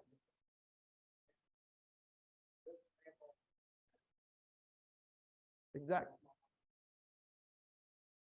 Donc, M. Michel Savard nous dit que le train à lisse servait pour le bois dans un monde où le bois était fort important à cause d'un port en ville et tout ça. D'ailleurs, ça, la question du train à lisse de bois, je vous en parle l'année prochaine. J'ai des affaires exceptionnelles là-dessus. Sans vouloir trop t'en dire, je veux assurément te dire que quand on l'a construit, à un moment donné, on a enterré des pièces de monnaie pour assurer la chance et le bonheur de ce chemin de fer-là. Avis aux intéressés. Mais aussi, j'ai des histoires de meurtres avec une tête coupée. J'ai des histoires de procès, de gens qui ont essayé de démanteler les rails, des histoires pas possibles. Écoute, je vais en avoir à te raconter. Mais c'est dans un autre secteur, là, un peu à côté. Mais pour revenir à cette carte-là, elle est exceptionnelle parce qu'on peut voir dans un ensemble plus large le territoire et les rangs qu'on a nommés dans la seigneurie Saint-Jean-Baptiste qui n'existe pas pour vrai, mais qui se trouve dans Gaudarville pendant un certain temps. Alors, François, tu voulais compléter, je pense? Oui, tant qu'à parler du chemin à lisse, là, je vais faire un petit ajout sur le chemin de diagonale. J'imagine que tu t'en doutais de celle-là. Oui. On voit en 1744 qu'il y avait le projet justement de faire un chemin de biais sur le terrain des Hurons. Puis les gens qui ont participé à la conception du chemin, c'est-à-dire en enlevant les arbres, les roches, etc., là, c'était une collaboration entre les Lorettains, si je peux dire ça comme ça, puis les Wendat. Et une affaire que je trouve particulièrement intéressante là, dans ce document-là, c'est qu'on demande à Vincent Sauvage, nommé comme ça dans le document, de faire le pont. Le pont, je ne peux pas te dire c'est lequel, il est où, mais quand on regarde cette carte-là, on voit bien la petite rivière qui est comme en bordure du 40 arpents. Fait que de demander à un Wendat de faire un pont, je me dis c'est peut-être là, où est-ce que l'intersection en bas à droite là, du chemin en diagonale. Voilà. Oui. Oui, ben aujourd'hui, c'est le ruisseau Gauvin, là, il s'appelle comme ça. Puis autrefois, il y avait un monsieur qui s'appelait Albert Savard, entre autres, là, qui avait un moulin assis sur le ruisseau Gauvin, mais ça, c'est des previews, ça, ma présentation de l'année prochaine. Mais oui, effectivement, là, certainement, François, là, la construction de ce chemin-là autour de 1744, dans une collaboration entre les deux occupants du territoire, on va dire ça comme ça, est certainement quelque chose de sensible dans l'occupation du territoire parce que ça va permettre de se rendre. Hein? On en a parlé au début, se rendre au fin fond là, de la montagne à Bonhomme, il faut le faire là, en 1700 là, quand même. Alors, ce chemin-là, 1744, va permettre de traverser en diagonale. Puis, il y a la poursuite de la longue queue, hein, qui se connecte parfaitement là, sur Saint-Claude. Alors, aujourd'hui, quand on regarde là, sur Google Maps, là, on voit clairement que les deux chemins arrivent parfaitement. Alors, le détour de la mort, là, effectivement, la courbe de la mort, là, ça aussi, je vais vous en parler. Le saut de la mort, toutes ces expressions. Ben oui, le monde se plantait. J'ai des photos de ça, Je te garde ça pour l'année prochaine. Merci, François. Alors, mes sources. Les recherches de François Daigle et de Bernard Poirier. Là, j'écris en parenthèse, vous n'avez eu accès qu'à 5 peut-être de leur trouvaille. Le 95 autres, là, ça va prendre plusieurs autres présentations. Alors, Lucie et Mario, je me cite, la base de données des actes de concession dans le secteur Est de la Seigneurie Saint-Gabriel, 567 800, document inédit. C'est-à-dire que ce n'est pas publié, c'est juste pour moi. Je te le partage un peu des fois. BNQ, carte des plans. Programme de recherche en démographie historique, PRDH. Donc, ça coûte des sous pour aller valider des informations sur ce site-là. Ils ont pris l'ensemble des actes de baptême, mariage, sépulture dans tout le Québec, puis ils ont compilé dans une base de données, cliquable sur des noms. Donc, tu peux, si tu trouves un nom, marié avec qui, tu cliques dessus, tac, tac, tac, tu vois leurs enfants, où il est marié, c'est qui, tac, tac, tac. Donc, c'est une information complémentaire très intéressante. Jacques Mathieu et Alain Laberge, directeurs d'un ouvrage qui s'appelle L'occupation des terres dans la vallée du Saint-Laurent, les aveux et dénombrements de 1723 à 1745, publié à Sillery à l'époque, chez Septentrion en 1991. Et il contient 415 pages, mais ne contient pas d'informations sur la Seigneurie Saint-Jean-Baptiste. Fortin et Jonathan, le célibat féminin, on vient de le voir, un mémoire de maîtrise à l'Université de Sherbrooke avec Benoît Grenier comme directeur. Et Généanette. Donc, Généanette, c'est une base de données de généalogie dans laquelle le monde met des arbres généalogiques volontairement. Puis, ben, j'ai trouvé des informations sur les peu vrais là-dessus, sans plus. Ça, c'était mes sources. Puis, après mes sources, j'ai des remerciements. Alors, je dis merci à nos membres et à nos sympathisants. Les membres, c'est ceux qui payent 10 $ par année pour avoir accès aux liens Zoom, entre autres, pour se connecter, et qui, l'année prochaine, vont avoir accès à, nouveauté ce soir, à une méga base de données de photos numérisées auxquelles ils auront accès avec et seulement grâce au paiement de le membership à la Société d'Histoire. C'est le projet sur lequel travaille notre collègue Hugo. Là, ça c'est quelque chose. Nos sympathisants, ben, c'est les gens qui sont venus sympathiser avec nous ce soir, merci d'être là, ou qui vont nous regarder en ligne sur YouTube pendant des années. Alors, merci d'être nos sympathisants. Alors, merci à nos membres et nos sympathisants pour cette 15e année des Mercredis d'Histoire à la Haute-Saint-Charles. Nous serons de retour l'an prochain pour une 16e année. Je vous raconte comment ça a commencé. Je faisais les réunions du conseil d'administration. Je n'arrivais jamais à parler. Ça décrochait tout le temps. Un était là, oui, mais c'est parce que mon grand-père, là, c'était quoi? Là, je dis, il faut que je ramasse cette énergie-là. Fait que c'est là que j'ai dit, je vais faire des conférences, je vais faire jaser le monde. Hein? C'est là que ça a commencé. Avant la pandémie, là, on remplissait la salle à 100 personnes ici. Après la pandémie, on était sur Zoom. Puis là, on est les deux.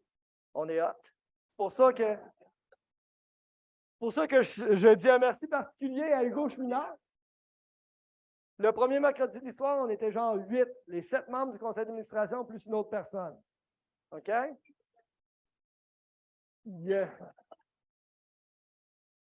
C'était Camille Daigle. Certains le connaissent peut-être, il était inspecteur pour la ville de Loretteville. Il est mort à peu près 179 ans, il y a quelques années. Alors, c'est un personnage fabuleux, qui avait des tonnes d'histoires à raconter. Puis, l'énergie des mercredis de l'histoire a commencé, entre autres avec lui, puis avec cette énergie que les membres du conseil d'administration avaient à décrocher. Tout ça.